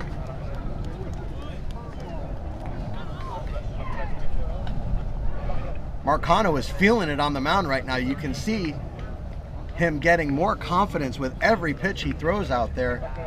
And well, he should. There's the fastball. I'll tell you, Steve, that combination of that fastball and that curveball is going to be a pretty good combination for Marcano. Without a doubt, as long as he throws them for strikes, keeps the ball down. And again, he hasn't pitched in a long time. Well, we know he hasn't pitched this season. He had some arm problems, getting over him. Runner goes. Here's the throw to third base. He's going to be safe at third. A fairly inconsequential stolen base, as with 2 outs, Usually. not much gained. Usually, unless you pass the ball, that's about it. It's Or an infield hit. the risk reward of stealing third with 2 outs is usually. You really got to know you 90% you're going to make it. Well, he did get about 2 or 3 steps before Marcano even went to home plate.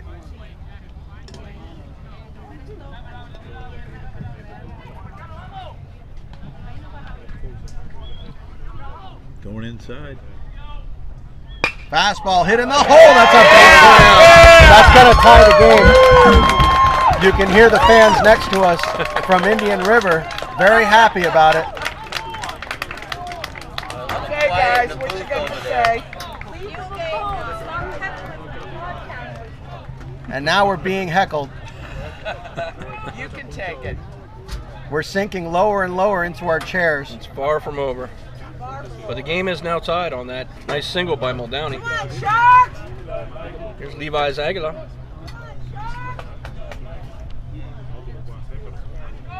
We might ask Linda Price to represent us in the squared circle with these fans. Now who's doing all the heckling? Big swing and a miss. Aguilar 0-1 the count.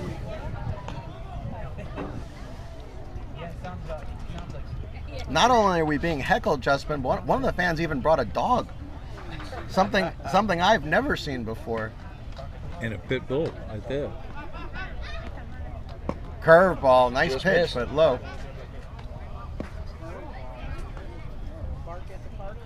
Why, dogs love parks. Can you imagine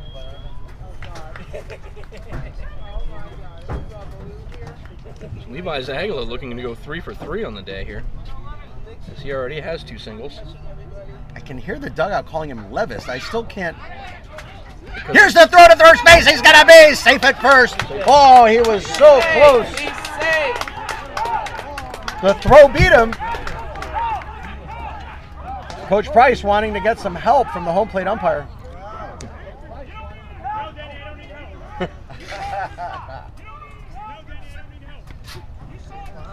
So you can hear the field umpire say, "No, I do not need any help." That's a rarity, Steve. Usually the field umpire won't engage like that. Usually you don't hear him right.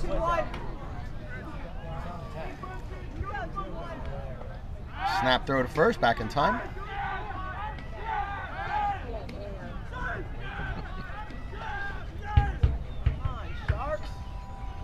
Hear a little life out of that bench now.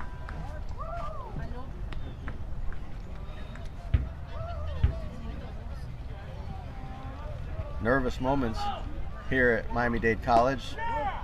Low for a ball.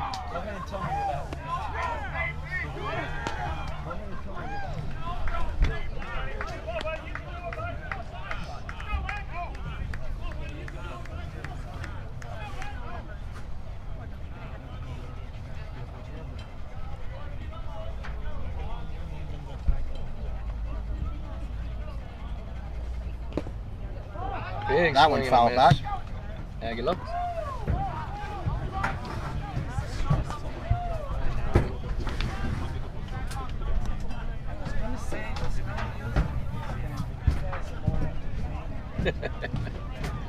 Usually there's some music. I guess the guy's not available right now. You guys are much better. Thank you. Big pitch here. Full count to Aguila. Checks the runner at first again. Seems Marcano's scared that Muldowney might take off.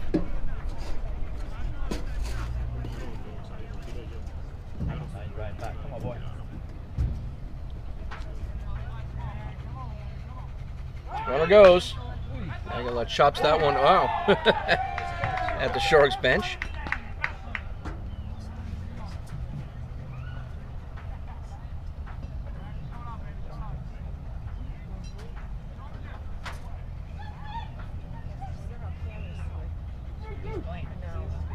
No, it's not bad.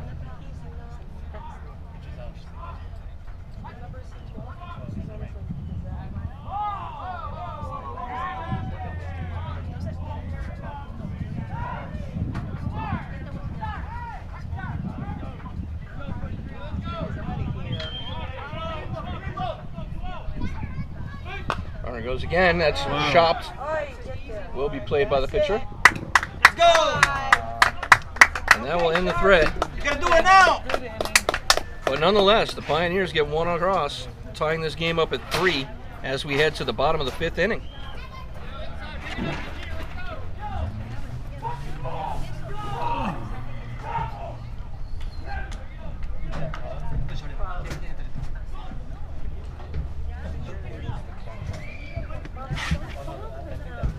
Davis? Okay. Absolutely not. And we will mention that we have some of the Davis family in attendance. They tell you.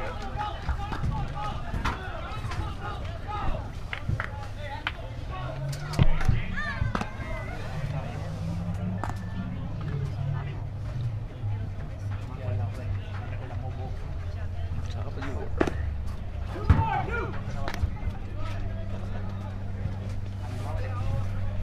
As folks, with our new equipment here today, we do have a scoreboard on the screen, and we are getting used to it as now we have synced up our cameras. We should be able to use both of them now.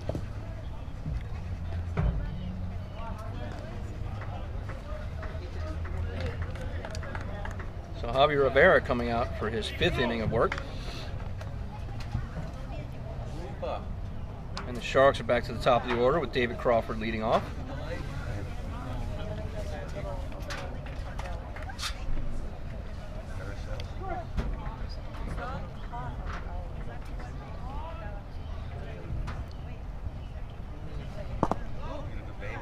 That one misses low. Come on, DC! Get a hit!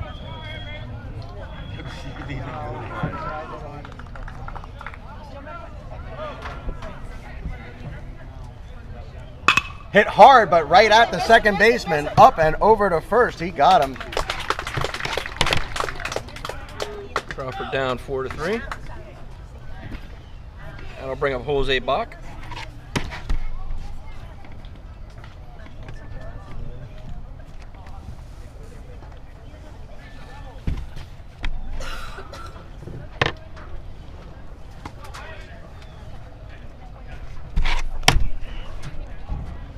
Bach finally made an out in his last at bat. He has been red hot.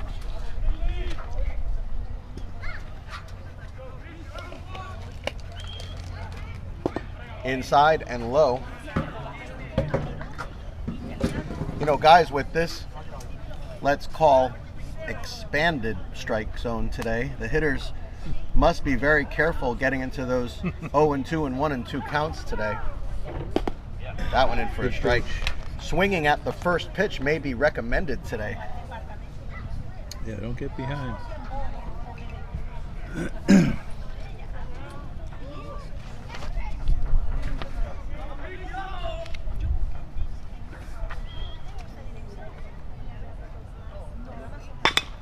That one Another hits to chopper second base. Second base. Up over to Two in a first. row. He got him.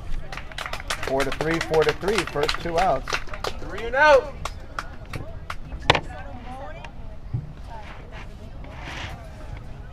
Michael Alisea stepping up to the plate. Come on, Alisea Mike, 1 get for it 2 started here. with a single and a walk. Get a hit.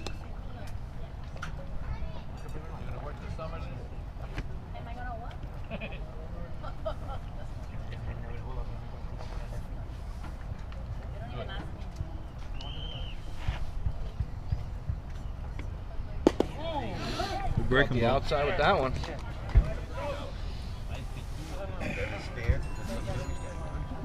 Oh and 1 to Alisea.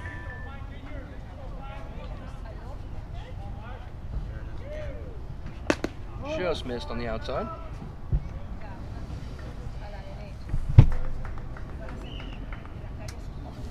This is the situation that Indian River wants Alisea coming up all game. 2 outs, nobody on. Sure. Fastball up high. You can hear him grunt on that one, going for a little something extra.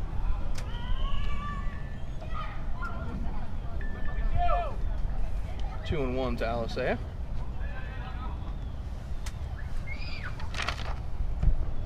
Fastball in for a strike. Count even, 2-2. Twos are wild. 2 balls, 2 strikes, 2 outs. We are in the bottom of the 5th inning with a tie game, 3-3. Curveball hit into the ground, and that'll go foul. Alisea has been one of the leading hitters for this Sharks team. Also a very versatile player. Plays second base and catcher. A very odd combination, Steve. Well, it is. Have you had a lot of players play for you that played both second and catcher? No, but we have had a few that could play shortstop. I'll tell you an example of Jorge Posada with the Yankees. He was coming to Miami-Dade. That was fouled Coming back back at at us. We had him coming to Miami-Dade as a shortstop, but he wound up signing that year with the Yankees. We also had Yadier Molina. Well, In that would have been 2000. somebody to have. Who want to could talk play the about infield. He was a good third baseman. You want to talk about one of the top defensive catchers in the history of the Fabulous. All game. time. Popped That up was to popped right up as field, well. right at him, settles under it, and he makes the catch. That will do it. Go get him. Wade Kuda made the catch in right field, and a very quiet inning for the Sharks. Rivera's Sure just was. shutting the Sharks Sure was. down. But you guys know what happens when the Sharks are quiet. That's when they're circling. They're looking for their prey. As long as they see some blood in the water. And you know, I'm pretty sure it was the pioneers that came over in the boats in the shark-infested water. So they have to be careful not to fall out of those boats they're in. Well, they made it here, didn't they? That they did. Well, we've got the fans answering back, and one of the fans said, "They made it here, didn't they?" The answer is yes, but that was back in the 1600s. We're now in 2019. This is quite a history education. It's got to be at least our great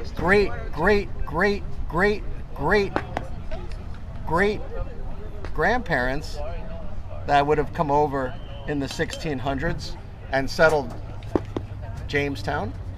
1620. That's right.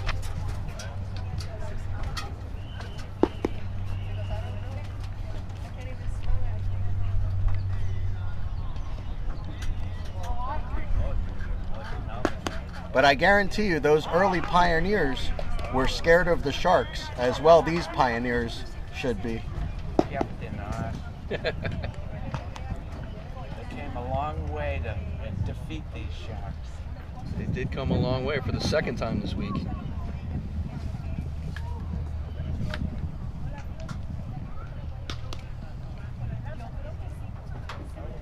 And we are having a good time with these Pioneer fans. We're glad they made the trip. The Aguila and Davis families well represented here. Yep. They travel well from Indian River, that's for sure.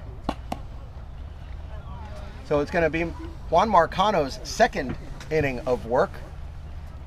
His first inning started off fairly inauspiciously as he hit the first batter he saw, which eventually came around, unfortunately, to score on the RBI single by Jackson Muldowney. Well, we're hoping that Marcano has settled down. We did like his curveball very much. Got a good one. He did, but after hitting Diaz, Diaz then stole 2 bases, which helped him come around. So here's Cole Butcher again. 0 for 1 on the day with a walk. There's that curveball. And I'll tell you, Steve, I'm glad that Brucher wasn't hitting right-handed, because that would have hit him too. Yes, it would have. The command of Marcano's curveball is missing inside to the right-handed hitters, and that is not a good thing. No. He threw another one to Big swing Brucher. and a miss. That was a good one. A steady diet of curveballs to Cole Brucher, and not just from Marcano, but from all of the Miami-Dade pitchers, as those 6 home runs speak loud and clear for Cole Brucher. Doesn't matter where he hits in the lineup. He could be hitting third, he could be hitting ninth. They're going to pitch away from him. Can't hide him. Left another one out there. 2-1 the count now to Butcher. Impossible to hide Brucher in the lineup. It's like trying to hide a 7-foot man at a basketball game. You just can't do it. Curveball just missed. Usually he gives Oh, you that boy. pitch. Didn't give it to him there. Oh, boy, was that close. 3-1 now the count to Butcher. Well, I got to sit on a fastball right here. If he's swinging, this would be the time to do it. If he gets his pitch. I'm saying a curveball's coming. Nope, it was the fastball. Challenged him right there. And you know what? I think Brucher's been slumping a bit, guys, because back when he was hitting all those home runs, I think that mistake he would have made him pay. He may have. Because you don't hit that many home runs without making pitchers pay for their mistakes. Although at this field, a little harder to get the ball out. There's that curveball! Got him. He got him swinging. Beautiful pitch by Marcano there. That curveball is special, guys. Here's Wade Kuda. The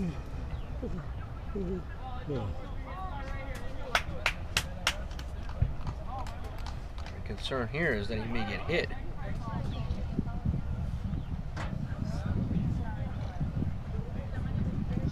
Marcano can rein in that curveball. And that one hit hard, but it's right at Brucher. Right at Bower. I gotta tell you, every time we see Bower play first base, he makes at least a few of those types of plays. Starting to get loud over here as the catcher Jeremy Davis steps to the plate. He is well represented Whenever he hears someone whistle at the field today. he says pizza, pizza, because that's what he hears, like from the whistle. So How old is he? 5. Fastball on the outside Strike. corner and in for a strike. Jeremy Davis 0 for 2 on the day. That's my great nephew, my brother's grandson. Kippy's grandson. Who is it? Dr. Heckman, my brother, his grandson, is at Sunnyland. Yeah. That's where your kid plays. There's a shot. That's going to get up, scooped up by the shortstop. Oh, buddy! So That'll go down 6-3 as Davis gets retired. Have you played a red team yet? Well hit ball, but there was no stopping Rafi Almanzar from grabbing that and winging it over to first to get out of that inning. We head to the bottom of the 6th, game tied 3-3. Miami-Dade Sharks and the Indian River State Pioneers. Turned into a pretty good game. Yes, very good game. We're not looking for a good game, Steve. We're looking for a win. Well, we're always looking We for want a to win by 10 runs, by 15 runs. It's too We do easy. not want a good game. That's too easy. We want a chess match. Pound sand to those who are against the Sharks. Kick rocks. Almost as many as we have Dade fans here today, it seems. We go to the bottom half of the 6th. Who, Jay? Yeah. Pitcher. She's asking what position to play. All positions. Every one. He likes to think he can throw it around 75, 80 miles an hour. At some point, he probably did. He was probably able to wing it pretty good back in the day. Is there a fan asking about my pitching? I will, No, I will, just about where I will you played. gladly discuss my pitching with anyone who will listen.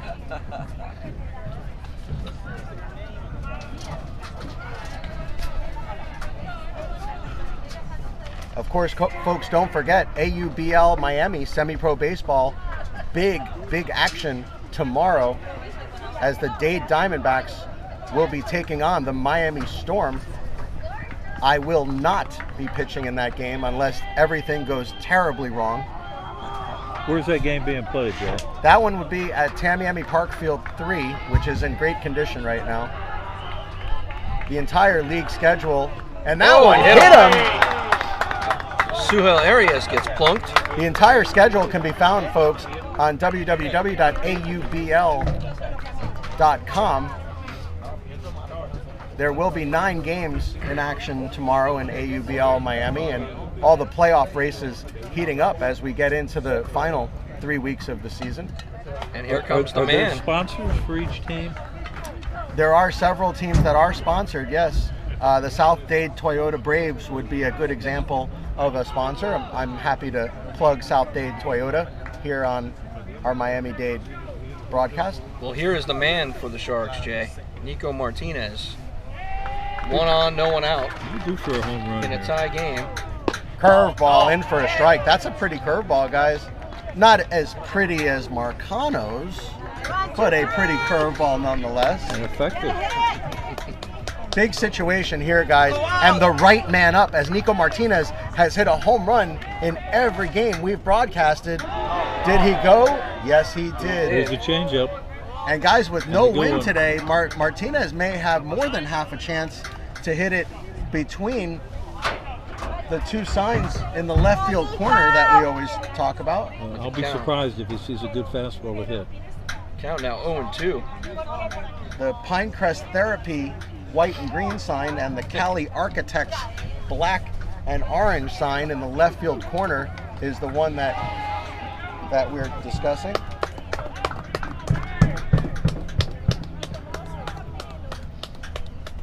That was left outside. 1-2 the count now to Nico. I'm gonna say, guys, even though Michael Alcea has been the top hitter on this team, that I want Nico up right now. Nico is the man that I want up in this situation right now. Nico did have an RBI in the first inning on a sac fly, grounded to third in the low. third inning. This is going to be a big pitch here, guys. Counts Yes. 2-2. As a pitcher, you want to And- make it happen right And here. I would say not to have Arias in motion here. I think you want Nico hitting right now. Low and away. So Full the count count. full. Now, Steve. He's going. Now He's going. we can talk about Arias being on the move. I still don't think he's going to throw him a fastball to Hopefully hit. he's not hurting too bad from being hit by that pitch. Seems to be okay over there at first. Well, we have a doctor to our left that says he's fine, so Maybe he will be stealing.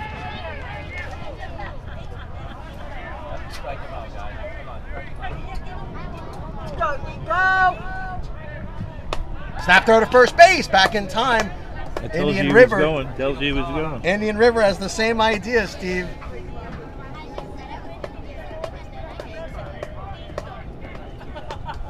There is a full count here in the bottom of the 6th inning. Big pitch coming. Checks him again.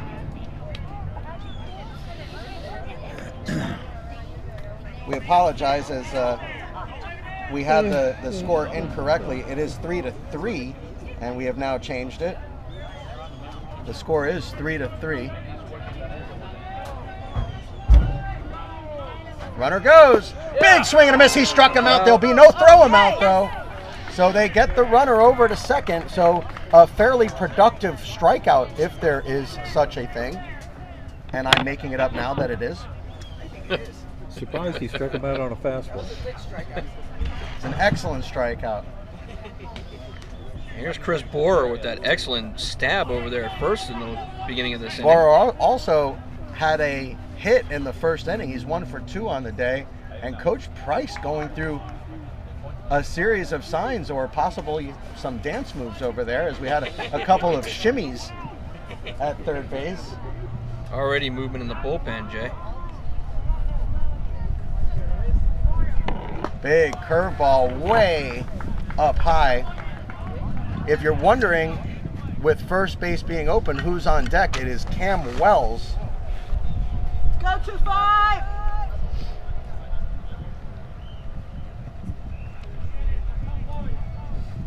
We'll see if they even pitch to Borer here. They do Sure pitch do. to him. Good pitch to hit. Well, Steve, also, it makes you wonder, if I can quote Vin Scully, if with an umpire that gives you a wider strike zone, if maybe this would be the time to take advantage of that and maybe go a little bit further off the plate than you normally would, see if you can get those calls. See what he does here. Well, Hit hard in the left field, it's going to be foul! Well, Just foul! he just got away with 2 fastballs right down the middle. He's not going to see that again. Arias would have easily scored from second base.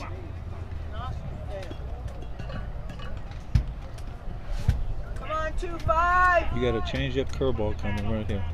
All right, strike him out. Let's go. 1-2 the count to Borer. Ball hit the back. Pressure situation here for both teams. Yeah. Big swing and a miss. He struck him out. And his change-up. And an expletive came with it from Borer. So Cam Wells. Coach Price telling Cameron Wells to keep his head on the ball. I don't know if he means that literally. We hope he does not, as he would be hit by a pitch, and it would be a good play, as it would put runners at Don't pull your first head and out. second. Don't pull your head out. No, he doesn't mean it literally? No. Okay. Not today. I'm making sure.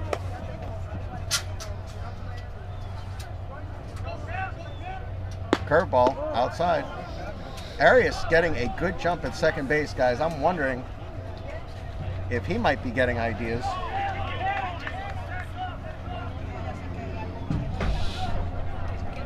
Let's go, Cam!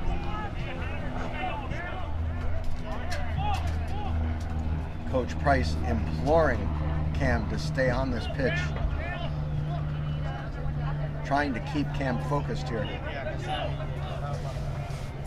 Big situation in this game. And it did hit him! He kept his head on the ball, and he now gets first base.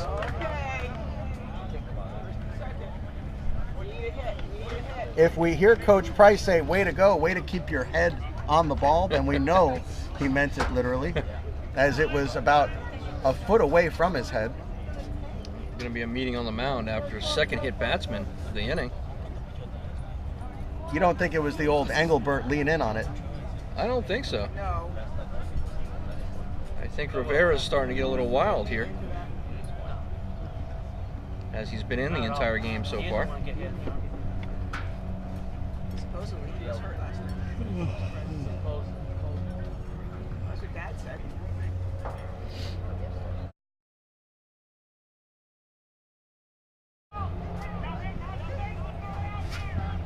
Don't make the third out of here. Yeah, don't be in the doghouse. I've been there. I certainly don't want to go back. Literally in the doghouse. It ain't fun. Guys, it's going to be Rafael Monsar in the catbird seat here. Runners at first and second. It is Suhel Arias at second. Cam Wells at first with 2 outs. Missed up high.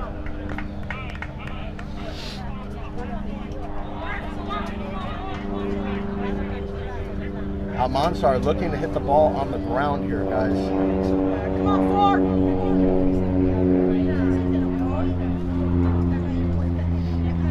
Preferably up the middle would be nice.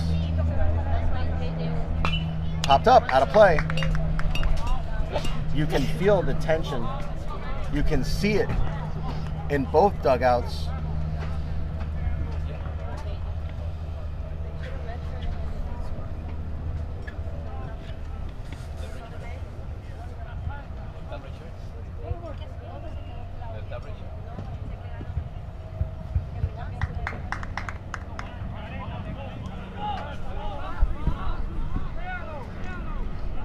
Big pitch here.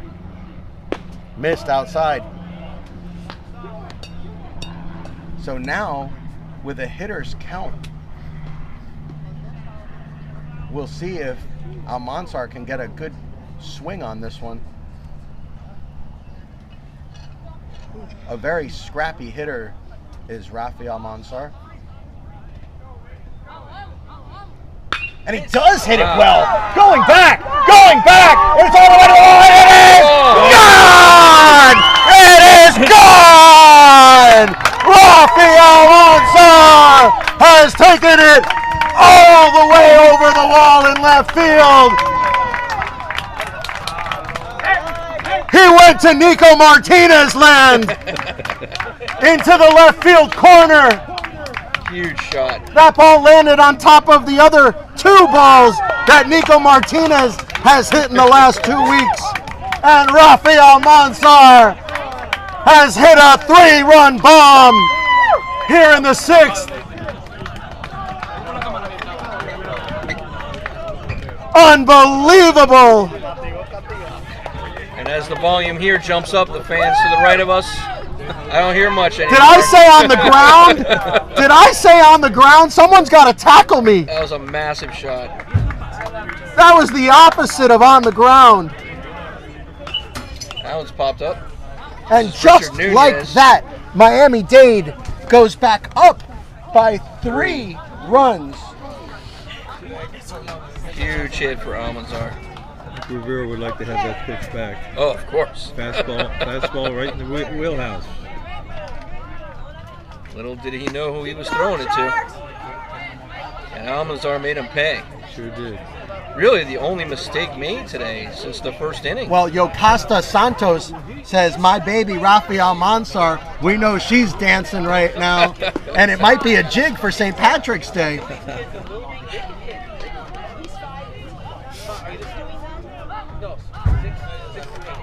Well, I guess she can pretty much tell her baby to get ready for an interview. Is how we're looking right now.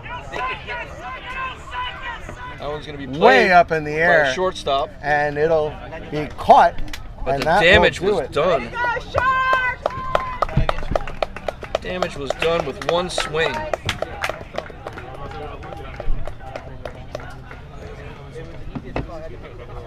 We will head to the top of the 7th. The Miami-Dade College Sharks now leading 6-3 over the Indian River State Pioneers. You know, we said just 2 innings ago how the momentum had shifted towards Indian River and how we were concerned about this game. And Rafi said, hey, don't sweat it. I'm feeling so much better, guys. Ralphie gave us one of those, I got you. And he sure did, as he took that one out of here. That's why I brought a tote bag out. One of the most unlikely home run hitters for Miami-Dade College, as Ralphie Almanzar stands about 5'0", 100. One of the smaller players on the team, but boy did he generate an incredible amount of power and took the ball all the way over the wall in left field. And he did. We're having another pitching change here for the Sharks. So difficult to get the ball out of here at Miami-Dade College, and Rafael Mansar can tell his grandchildren he did it.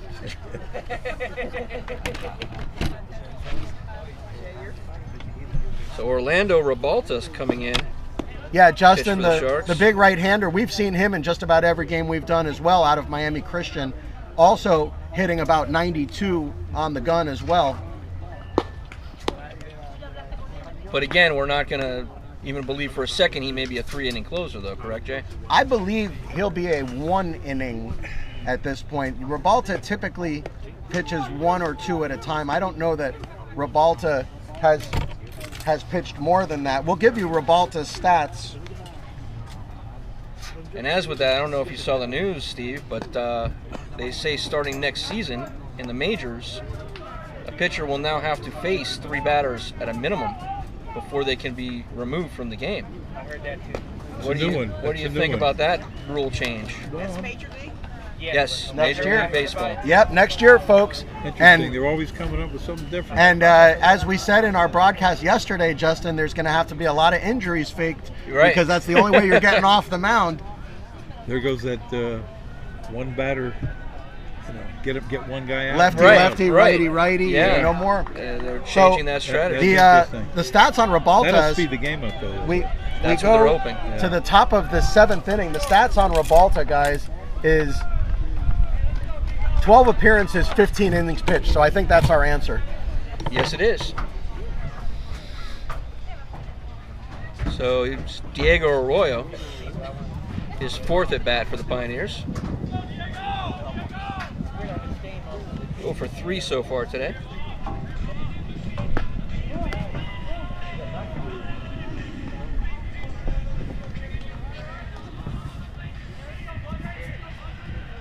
One of the fans has somehow thought that they can provide walk-up music while the game is going on.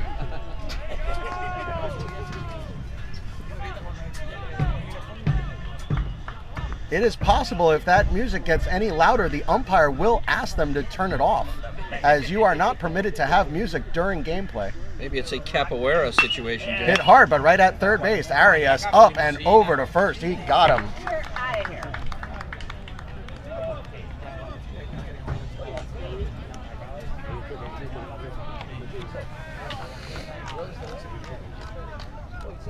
And Ricardo Diaz coming up to the plate. Diaz is 1 for 2 on the day. Also was hit by a pitch and scored in the 5th. 2 stolen bases for the Pioneers. So we do not want to see him get on base here. Ribalta with that big, heavy fastball in at the knees for a strike. Steve, he's got one of those fastballs that you feel like when you hit it, you broke both your hands. Yeah, it's called a heavy fastball. Curveball in for a strike. Looking sharp is Ribalta, and he snaps the ball into his glove in contempt. He's on top of him, 0-2 already. Ribalta looking sharp. Big swing and a miss. He struck him out. Momentum squarely with the Sharks right now as Ribalta has come in and in quick fashion got 2 outs here in the top of the 7th. Real quick, Jay. This is Carter Chance. He was 1 for 3 on the day. He had a single back in the 3rd.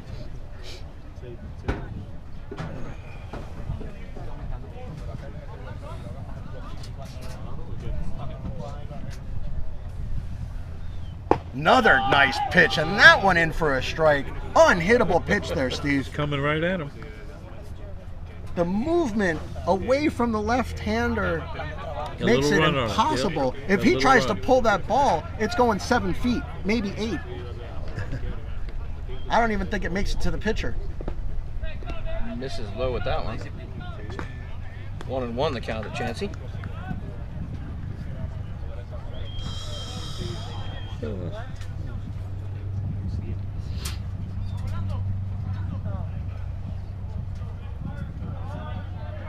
Pace slows down a bit. Rebalta gets the sign, gets one he likes, and that one hit on the ground. Almanzar up and over to first, and he got him. That will do it. 6-3.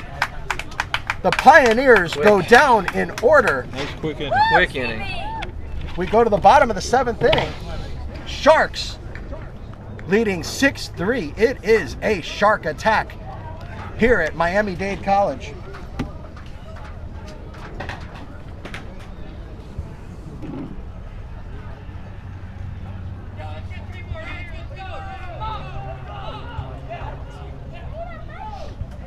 You can hear one of the players saying, hey, let's get 3 more. They're fired up now.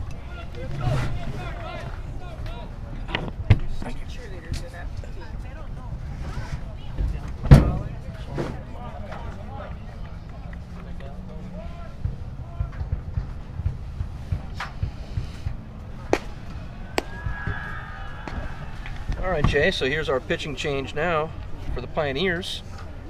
Appears to be number 16 on the mound. We'll get you that guy's name right now. As Javier Rivera is being replaced by Joseph Clement. I don't think so.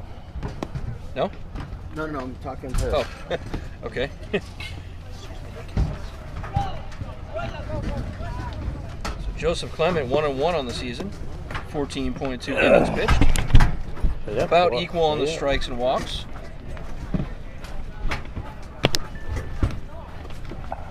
And he has a save to his credit as well. Although at the moment not in a save situation here. With a 3-run deficit after that monster shot in the last inning.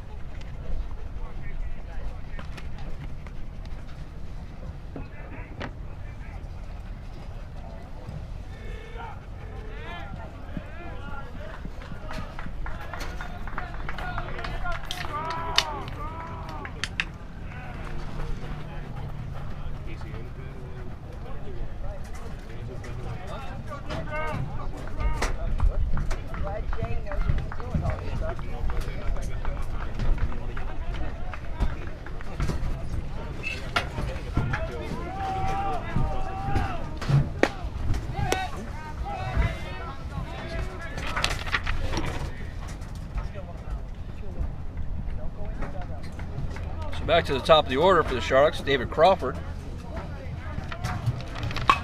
Pops that one up. This is going to be a hard play. Going back and coming in, and the center fielder makes the catch. So quick out for Clement.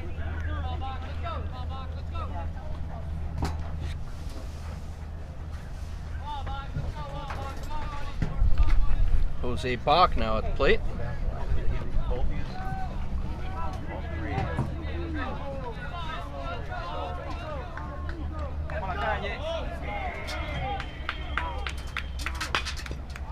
Pops that one up.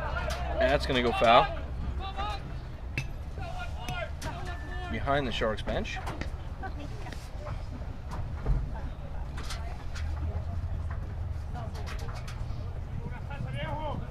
As our brand new scoreboard says, we are in the bottom of the 7th inning. Yes, we are. With the Sharks leading 6-3.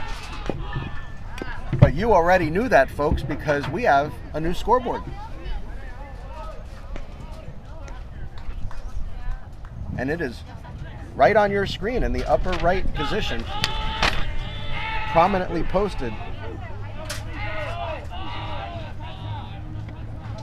And we are very proud of it here today. And that one hit hard and into right field. That's going to be a base hit. Levis Aguila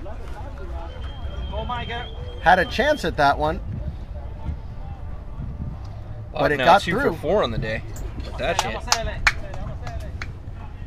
So Michael Alicea gets a chance to come up with runners on here, at least with one runner on. Well hit ball by Bach. Bach now 2 for 4 on the day. It seems though, Justin, every game we do, he has multiple hits. That's how it seems. Curveball in for a strike. It also would bear to reason that since we haven't seen a double from Alicea in a few at-bats, that he'll probably hit one here.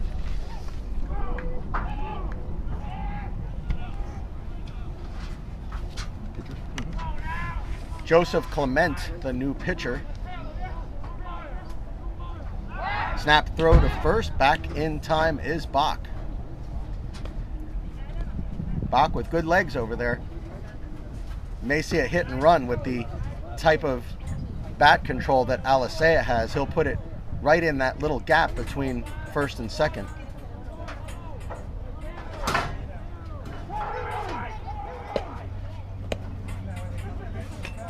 That was a no pitch there. Time was called. We could hear time by the home plate umpire, but the only one who actually knew time was called was Alicea. Everybody else was ready for action. 2-0 the count to Alicea.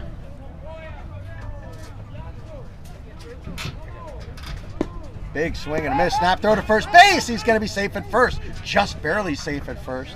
Let me try to sneak around.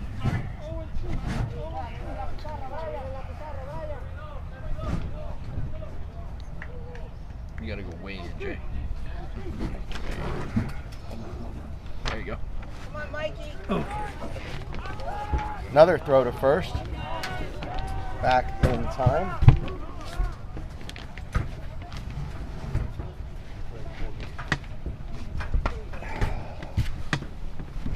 Whoa.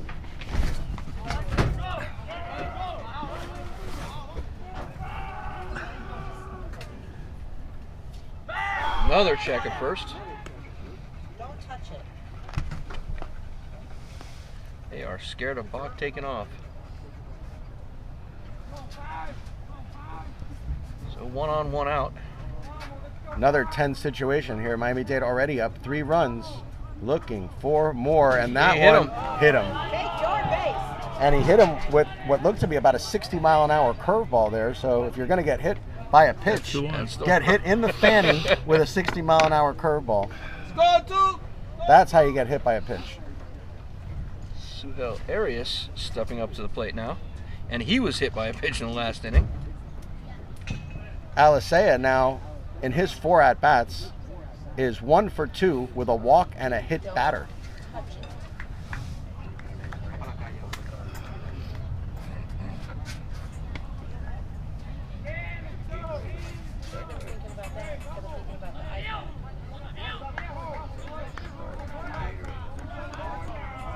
Runners Runners are both go! going. And it's in the hole! It's gonna be a hit! Rounding third and on his way home! And going into third! Jose Bach will score! Alicea safe at third. Really couldn't have hit that any better than he did, Jay. That is how you hit and run, folks. Textbook hit and run. The third baseman was out of position because he had to cover third. Would have been right at him.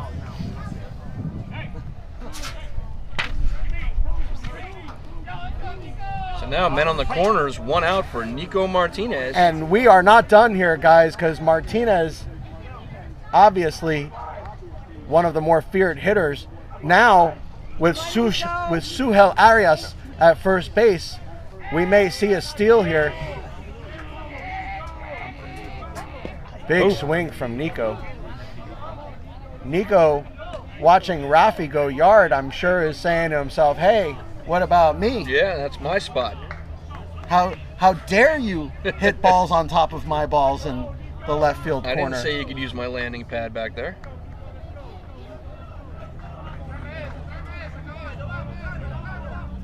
See what he's got against Clement. Clement now giving up 2 hits in the inning. And that one's nubbed to the right side. It's going to be a hit. Another run will score.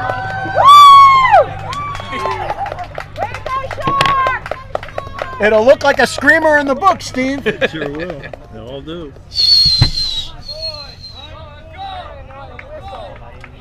Another type of small ball situation going on here. It is now 8-3.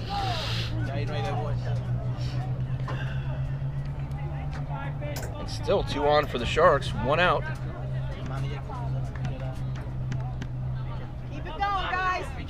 Christopher Borer. Borer 1 for 3 on the day. Unfortunately, the 2 that were not part of that hit were both strikeouts, so looking to avenge those.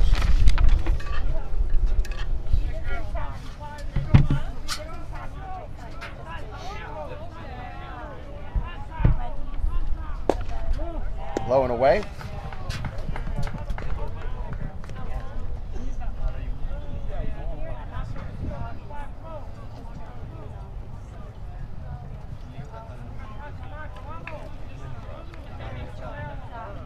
Miami-Dade has taken control of this game. It is now 8-3.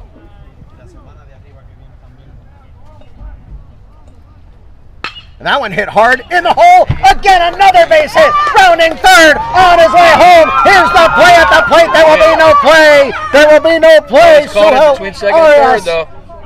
Will score. He's in a and pickle, now Jay. Nico Martinez in a pickle and will be tagged out.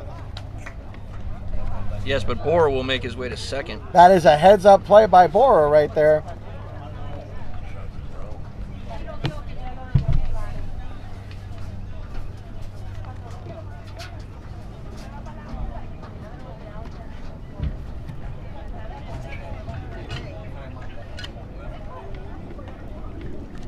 So 2 outs, man on second for Cam Wells. And Jay, they have been getting to Clement here in the bottom of the 7th. That is 4 hits now in the inning. It is now 9-3. I like it. I like it. Things have We quieted want down. 10. We want 10.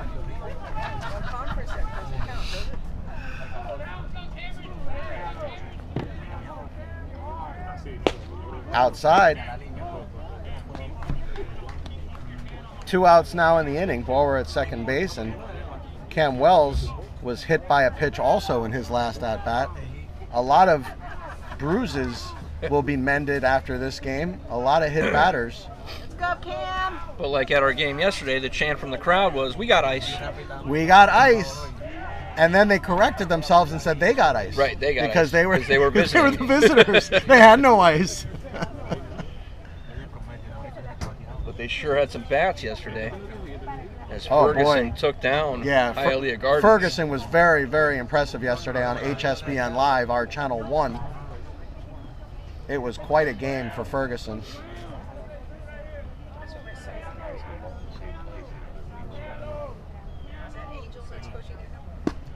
Big swing. Couldn't catch up to that one. Count now 1-1 to Cam Wells. Angel Herrera at Ferguson has the boys playing well in his first season there. Sure does. Very impressive yesterday.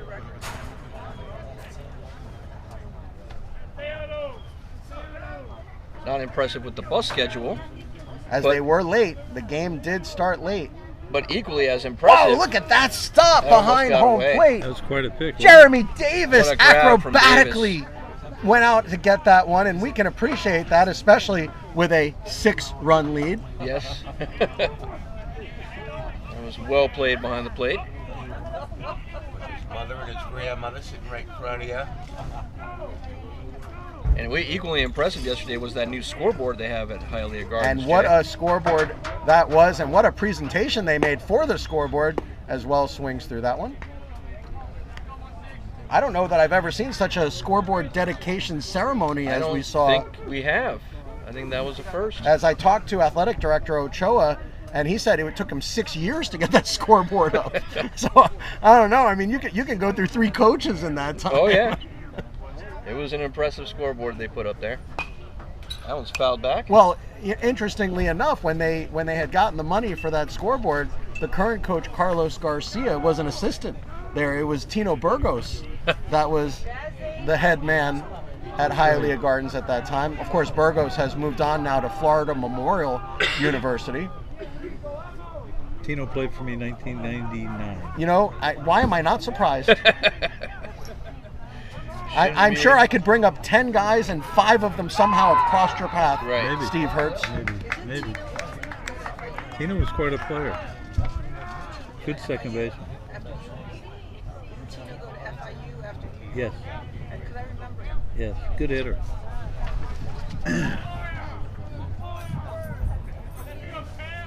Wells looking to see if he can continue the rally here. Justin, next game we do here at Miami-Dade, even one we do in high school, we're gonna have to play a game.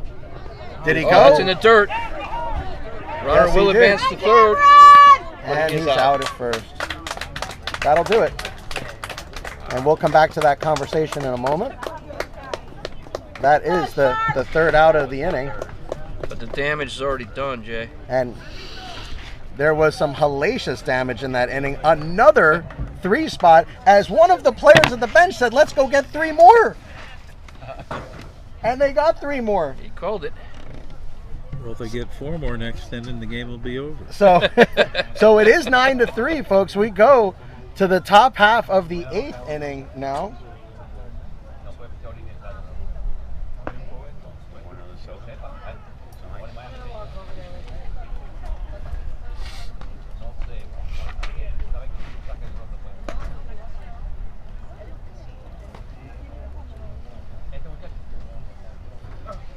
So Rebalta back out for his second inning of work.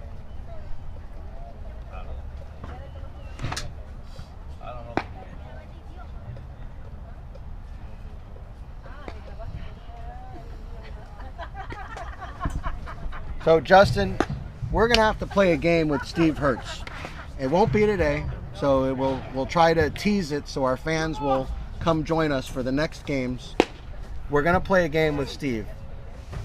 I'm gonna say a name, and we're gonna see how long it takes Steve to say he played for me.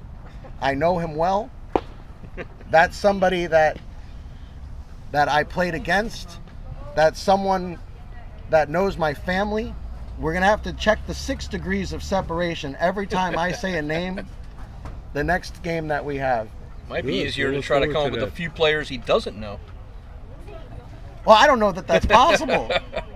So far, it hasn't seemed that way. Because one way or another, either he knows the player personally, or someone who's his coach may have played for him. This is true. There's so many ways to connect that it's impossible to get a name by him. Rebalta starts that off with a strike. It's Josh Schroeder.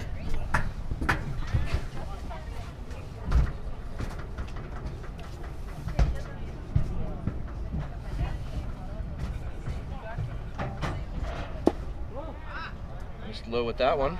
Count 1-1 now to Schroeder.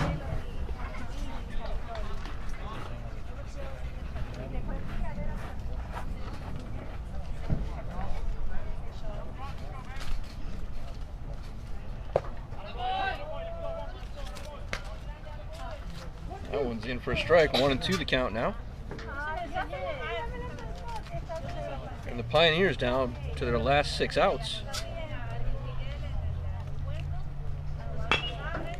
That one's chopped to third. Nice play made. He got him. Nice play by Suhel Arias to reach up and grab that. And sling that over to first.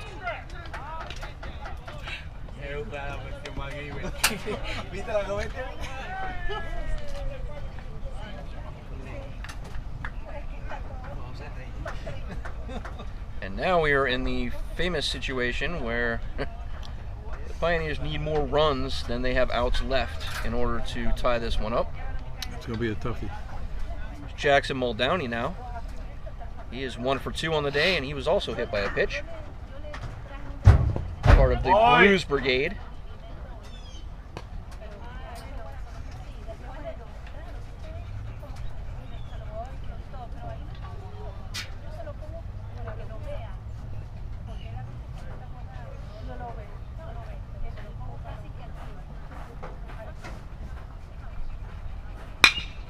Big shot again to third. Oh, Suhel Arias not able to come up with that one. And he may be slightly injured. You got him in the jaw. We will check on him here. Or technically the coaching Yeah, staff. he's staying down, guys, Yes. and the training staff's coming out. They are coming out to look at him. That one seemed to bounce off his glove and catch him awkwardly. And this came right on the heels of a great play by Arias.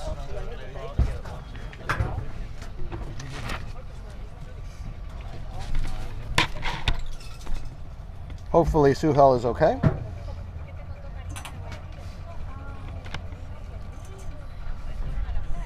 And somehow the entire scoreboard out in center field has gone away.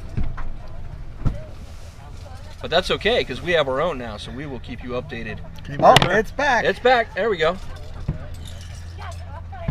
Yeah, I'm a little nervous right now, Justin, because the sun has actually melted camera number 2. Ooh, and all we have left is camera number 1. Wow. So the sun had actually melted camera 1 before, and I had to put it in the cooler. It's unbelievable. So the sun doing its work on our new equipment out here.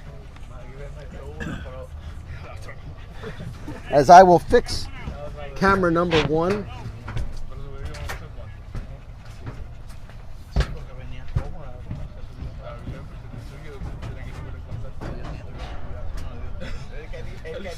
So Arias apparently will wash the dirt. Yeah, wash the dirt out of his mouth and continue at third. I think he rubbed some dirt on his wound. Seems like he's ready to go. So 1 out, 1 on here for Levis Aguila, whose family is sitting close by.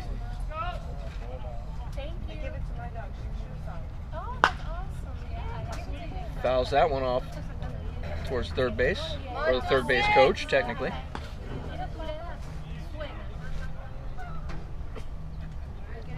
Levis 2 for 3 on the day. Came around to score in the second.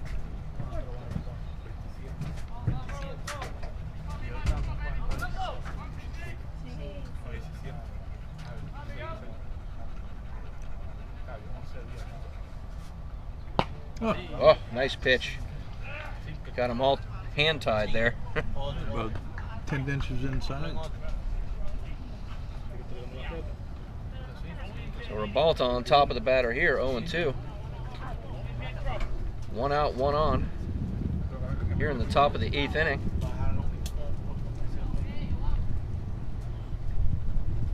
Step out. Take that long. Nice pitch. He got him. So that's 2 down, 1 on. That's going to bring up Cole Brucher. Brucher not having a stellar day so far. He does have a walk. But we do know if he gets a hold of one, it will not come back again. We'll see how he fares against Ribalta.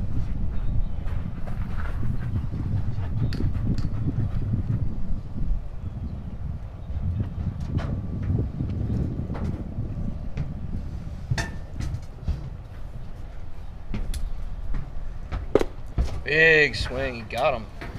Swinging on the outside pitch there. And the good thing for the Sharks is there's only 1 on. So even if he did connect and put this one out, Well, they got a long way to go. they would still have a nice lead. As the score now 9-3. Sharks leading the Pioneers. Chops that one back. And again, Orlando Ribalta on top of the batter, 0-2.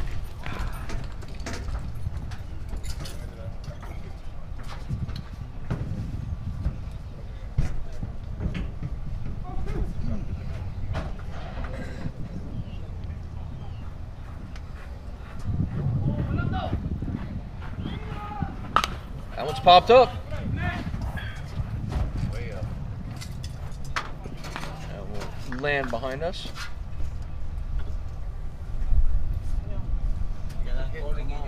No harm, one foul.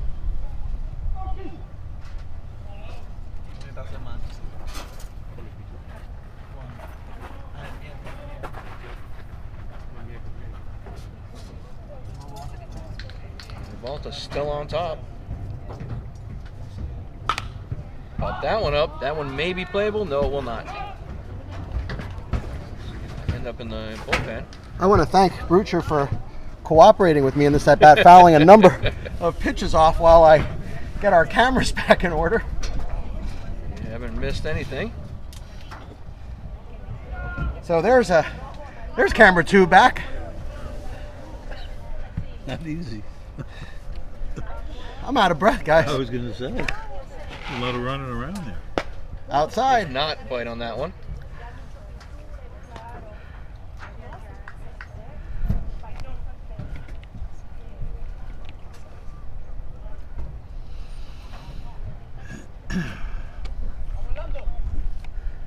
Boy, Cole Brucher, after a hot start to the season, has found himself in a little bit of a slump here.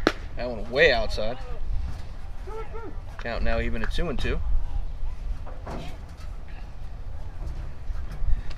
Oh, Liz Aguila says, fun fact, Levis played at Hialeah Gardens High School, where the scoreboard was initiated. There you go. Yesterday.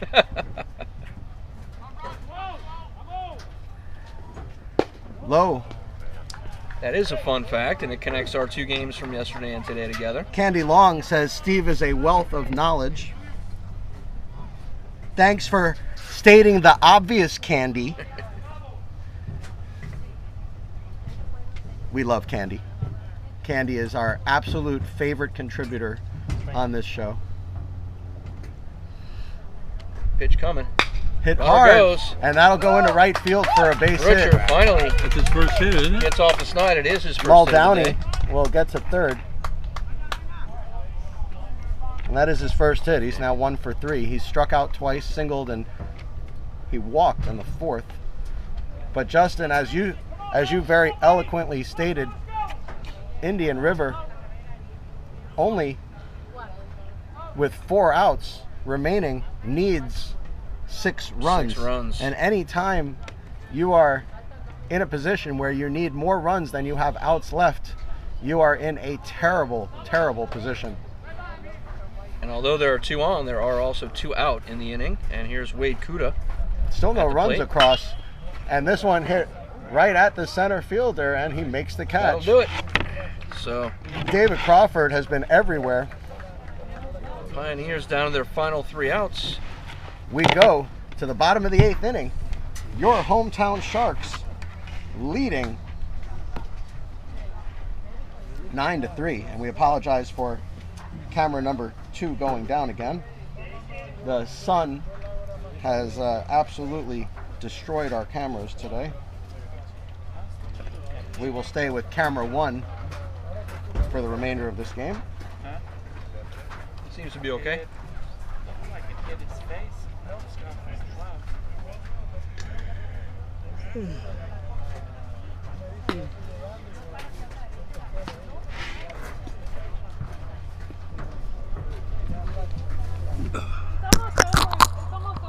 Most of the high school games are Tuesday, Friday. Oh, we have them all different days. Oh, is it? Like we just did one yesterday, so that was Friday. But then we did a Thursday, a Tuesday. The high schools play on Monday. Our games this week, the South Florida Broadcast Network and HSBN Live combination. Tuesday night, Wednesday here at Miami-Dade, Thursday, Friday, and today is Saturday. So we've done 5 straight broadcasts. Right, And- the coach was asking And me somehow, in general. in between all of that, Justin, we were able to test our equipment and get it actually functioning here today. Well, you've been doing a lot of running around doing it. Yeah, oh yeah. It's still a work in progress. Yeah, today is we're very happy to be able to give the folks at home a scoreboard and give them some other new features Who's that that guy? Who's leading off for the Sharks here, Jay? This is the 7 feet 4 inches tall Rafael Mansar, who hit the ball 766 feet measured by our stat measurer here. In all seriousness, folks, Rafael Mansar hit a monster home run in his last at-bat and pops up here. Nice play made by Rafi, you can't Aguilar. swing at the first pitch. Give us a chance to talk about you, kid.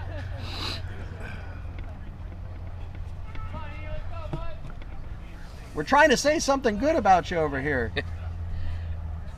This will be Richard Nunez. Which is why they say in the All-Star game, always take a pitch. Because give him a chance to talk. We got to give the announcers a chance to say that you're up at bat. So many times a batter will swing at the first pitch, pop it up, and then no one even knows who was at bat. Right. This is Richard Nunez. Nunez 0 for 3 on the day.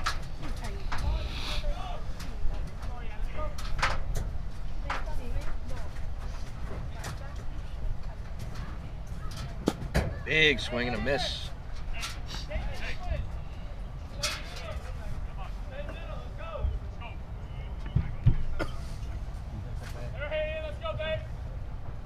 We're at the bottom of the 8th inning. Miami-Dade leading 9-3, as you can see on your screen.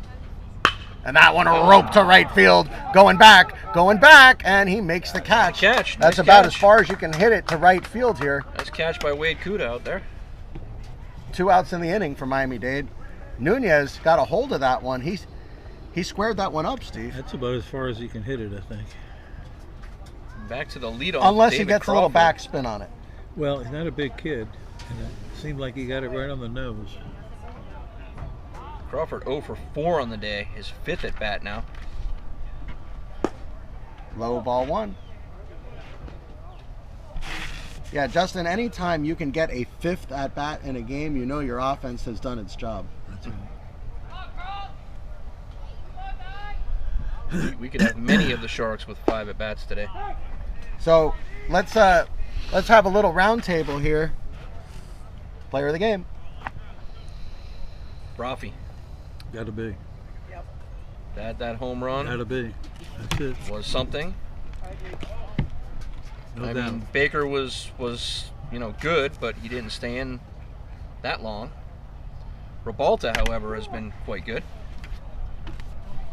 But I think Rafi's the guy at the moment. Gotta be. He had 3 hits today? Rafi, I believe he does have 3 hits. No, I'm sorry, he has 2 hits. But one of those was the home run shot. That was the clincher. The 3-run home run.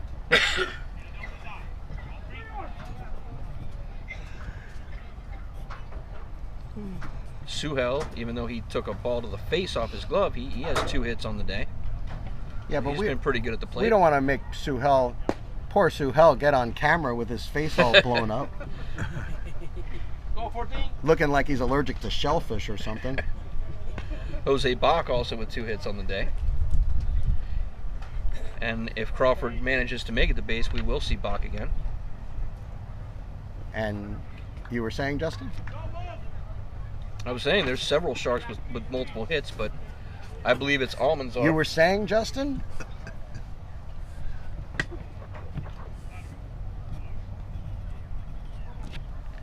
What I'm trying to say, Justin, is Bach is coming to the plate, and Crawford did reach base. And he hits it on the ground right at second base. Big hop. That will do it. Okay, Fielder's last choice. shot. Last shot for the Pioneers.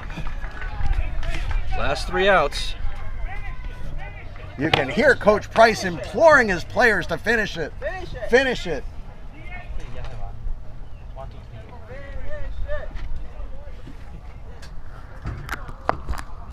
And what did Bach do? Was he walked? Yes. Okay, that's how I missed it. What do you mean? You just got here. He's saying. Final 3 outs. So I'm just kidding. So that's only 2 of the Sharks that had 5 at bats, Jay, as they will not have to come up again. I think it's safe to say we will not be seeing the Sharks bat again. You know, if we do, Justin, it will have gone all horribly wrong. Horribly, horribly wrong. if they need to come back and bat. This has to be the first 3-inning game for Ribalta. Just gave a Kanahora. She believes in that. She believes in that. What is we have Linda Price as part of our broadcast here as always, and we want to ask. She says that she believes a Kanahora was just given. So I'm going to ask the question to all of us. What is the biggest Kanahora we could possibly give right now? I'm feeling good. We have a 6-run lead. I'm feeling good. What is the biggest Kanahora we could give right now? You just did. Yeah. The Sharks have won this game. It's over. Well, I don't know. That is the biggest Kanahora you could We're give. going to see what Jeremy Davis There does it is. here in his final at bat of the day. First pitch is a ball. Here we Davis with go. a big family contingent Here we go. here right behind us. We thank them for coming down to the game. Although they will drive home in silence, it seems.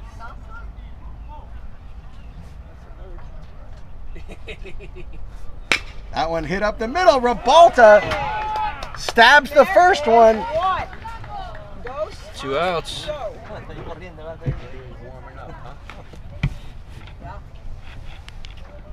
Takes us back to the top of the order with Diego Arroyo. Arroyo also with his fifth at bat, but Justin, it has not gone very well as he is 0 for 5. He has grounded out to every infielder on the field. He grounded out to Rafi at short in the first. He grounded out to Richard Nunez at second base in the third. He grounded out to Rafi again in the fourth and grounded out to Suhel Arias in the seventh. So who's he going to ground out to this time? Oh, it's got to be Borer. It'd have to be Borer. Or Ribalta.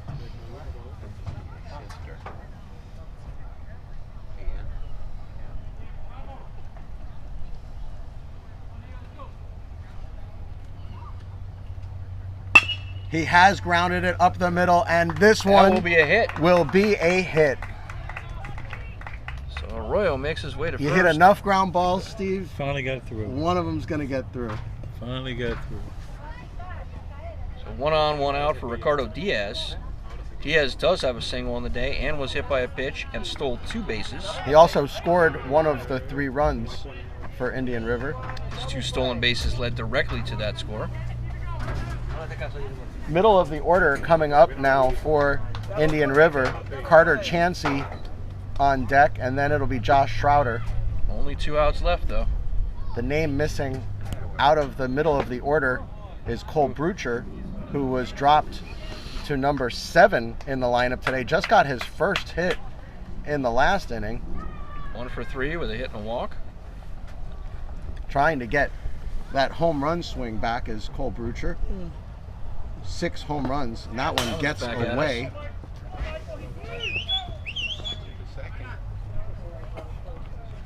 A wild pitch from Ribalta.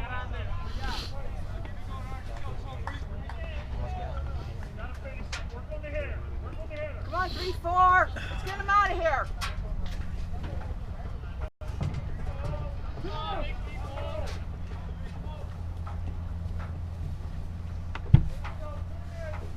Sharks are 2 outs away from celebrating victory, and we will interview Coach Price and Rafael Mansar after the game. Fastball in for a strike.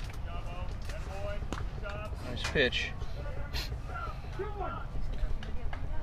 2-1 the count, although he is not on top of the batter for once. So folks, after the game, don't go anywhere. We will be interviewing Coach Price and Rafael Mansar, our player of the game.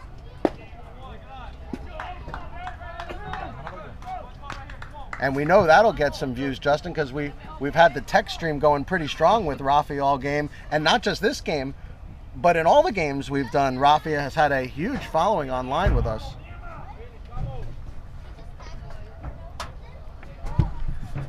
Fastball pounded into the ground. Suhel Arias gets over his head. That will score a run. This will score a run. So Arroyo all the way around on that one. I didn't do it. Linda Price burning holes through me right now. Lasers coming out of her eyes. You put the jinx on, Jay. It's her Scorpio. I feel the burn. I am a Scorpio as well. Scorpio on Scorpio can be that can be a wild ride, I will tell you that. Carter Chansey won for 4 on the day. Rabalta in for a strike, and you can see Carter Chansey took a chancey with the umpire there as he was a little animated with that call. Well, that's because it was 4 inches off the plate. You don't want to get thrown out of the game. That would be terrible for him right now. Score now 9-4. Sharks leading over the Pioneers. And that one in for a strike. Chansey can't believe it. You better get on top of the plate.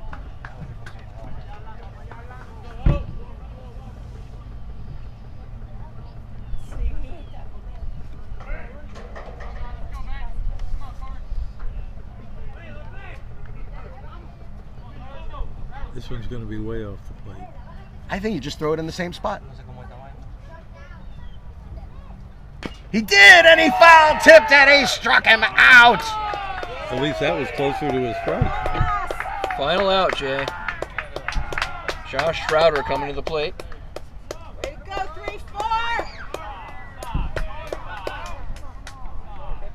Up and pointing, and he's telling him to come here. Oh, Who's he talking to? the umpire. A little bit of fireworks from Carter Chansey, taking more than a chancey with the umpire. You better be careful or he won't get to play the next game. Don't mess with that ump. He'll kick your butt. Understandably upset. Well, we already saw the field umpire get a little bit mouthy with Coach Price before. So we know both these umpires are digging their heels in. Taking no guff from either team today. No guff, sir. Equal opportunity, no guffers. The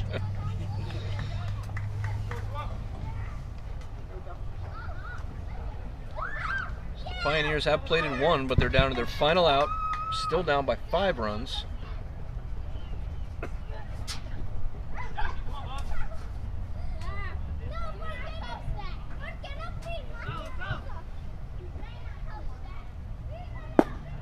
Left low. For a ball.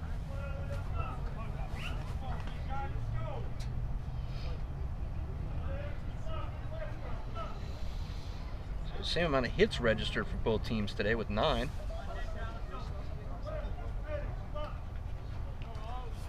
Yeah, but Justin, the runs are much different as Correct. Miami-Dade College put up 9 huge runs, and that one in for a strike. We are down to our final strike here, folks. Rabalta looking for a 3-inning save here.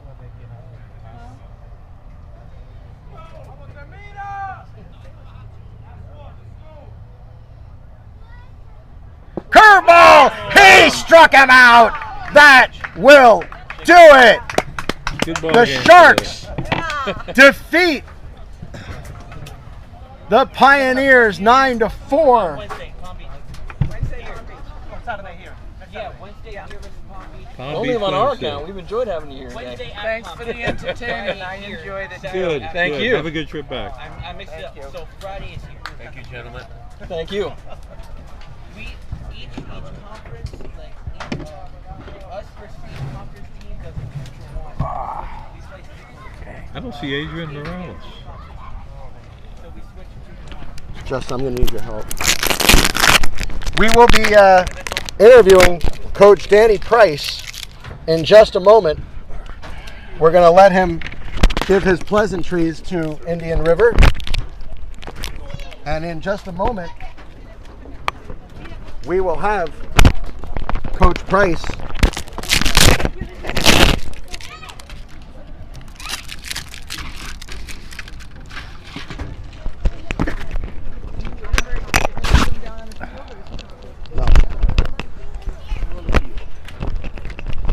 on camera.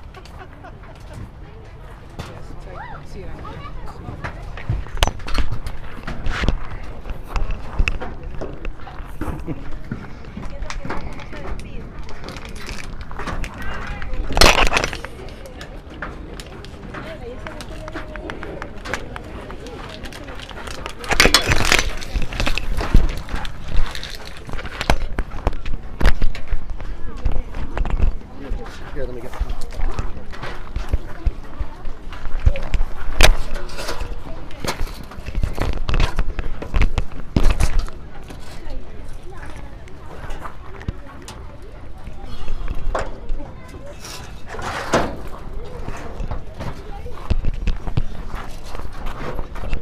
Right now. Mm-hmm.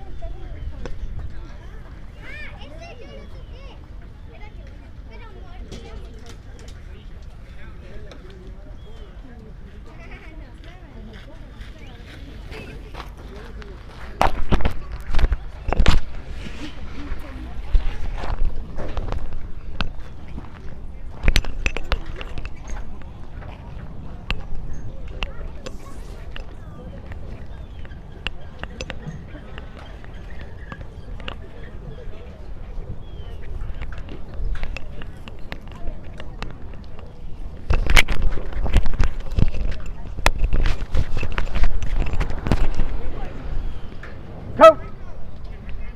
Coach!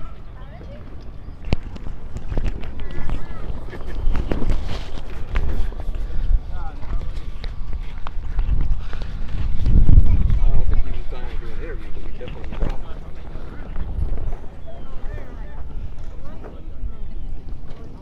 Good game, coach. Do you want to bring Rafi in too? Rafi. Where's Rafi? Rafi. Rafi. Te llama aquí, ven. Where's Rafi? He's coming.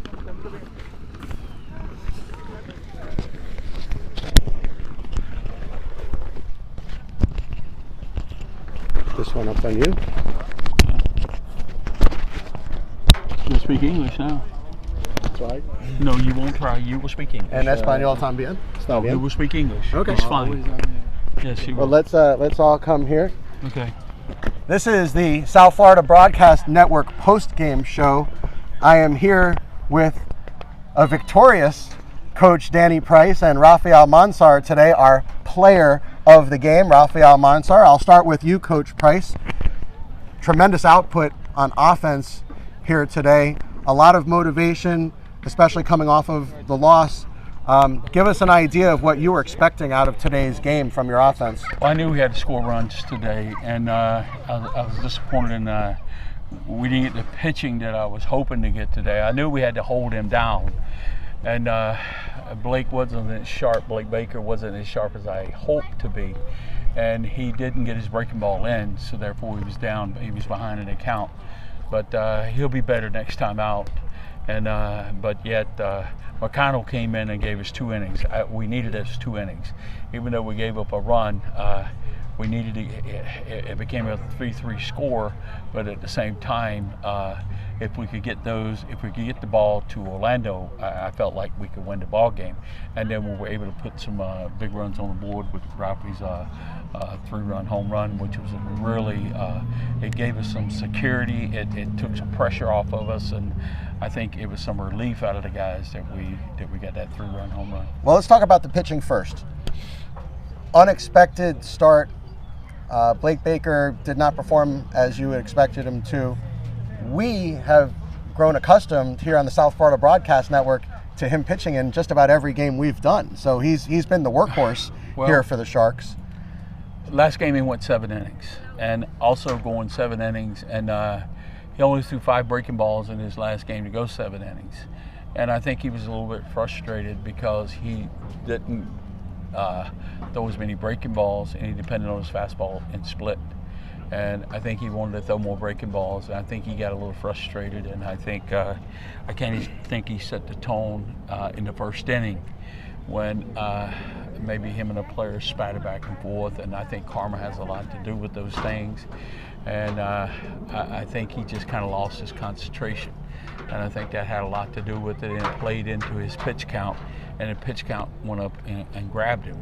And of course, and I also think a lot had to do with it was Ralphie's big error at shortstop, where the ball got lost in the sun. We needed to make that play. Just for the record, we had that as a hit in our book. Steve Hertz, myself, and Justin Bresner had that as a hit. We thought the sun had taken care of that. We had seen 3 unexpected pitching situations here today. Yeah.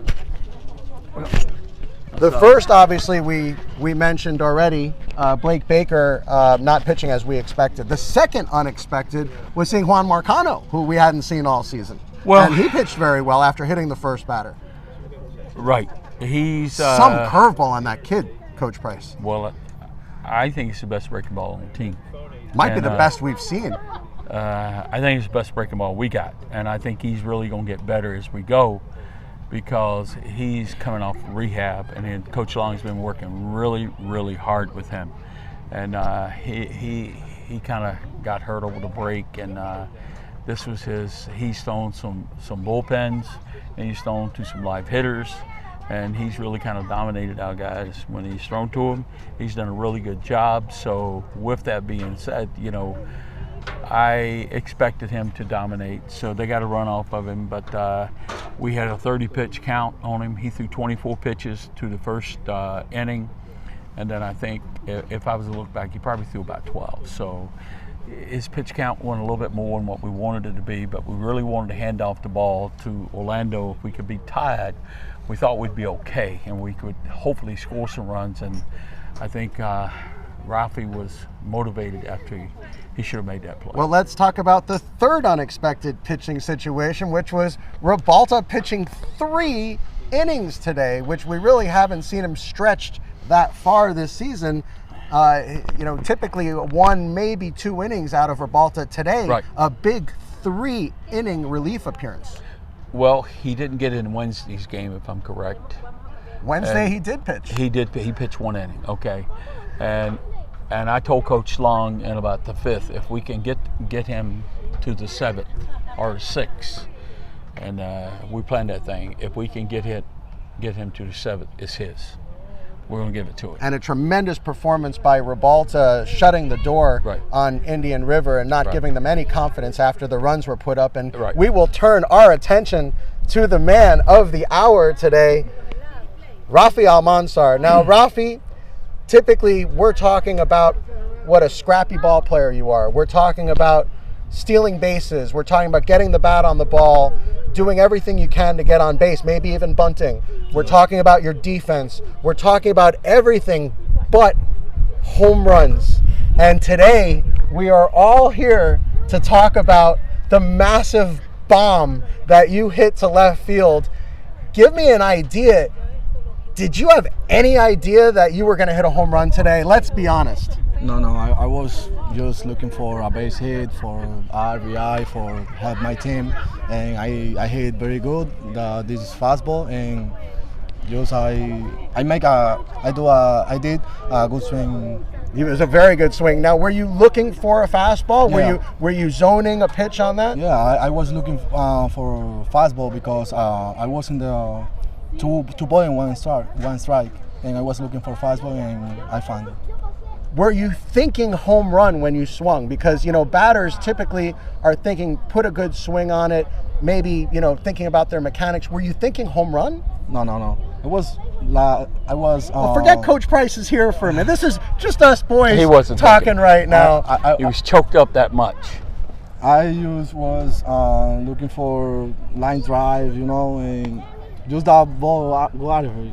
Well, I hope you go back and watch the broadcast, because I very incorrectly said you were looking to put it on the ground.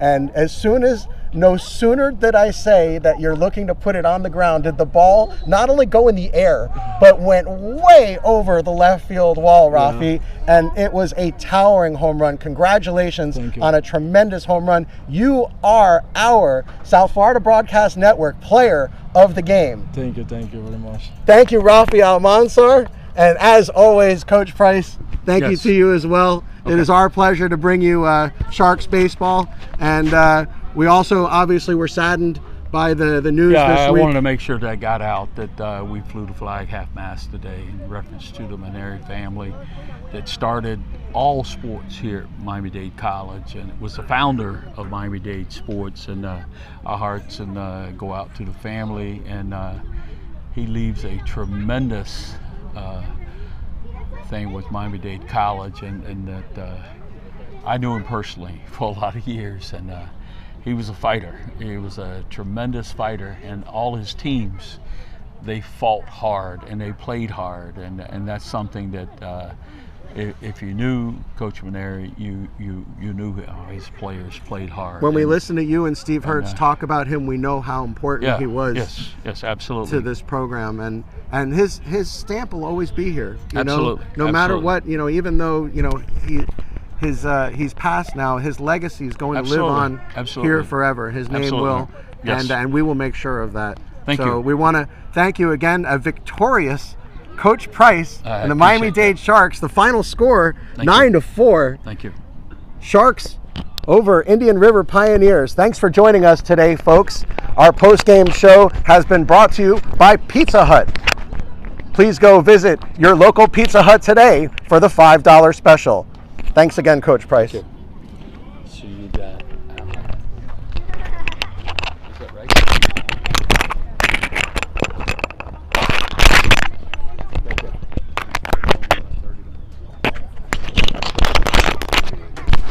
Huh? Okay.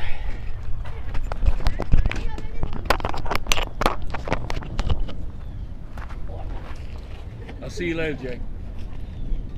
Bye, Jake.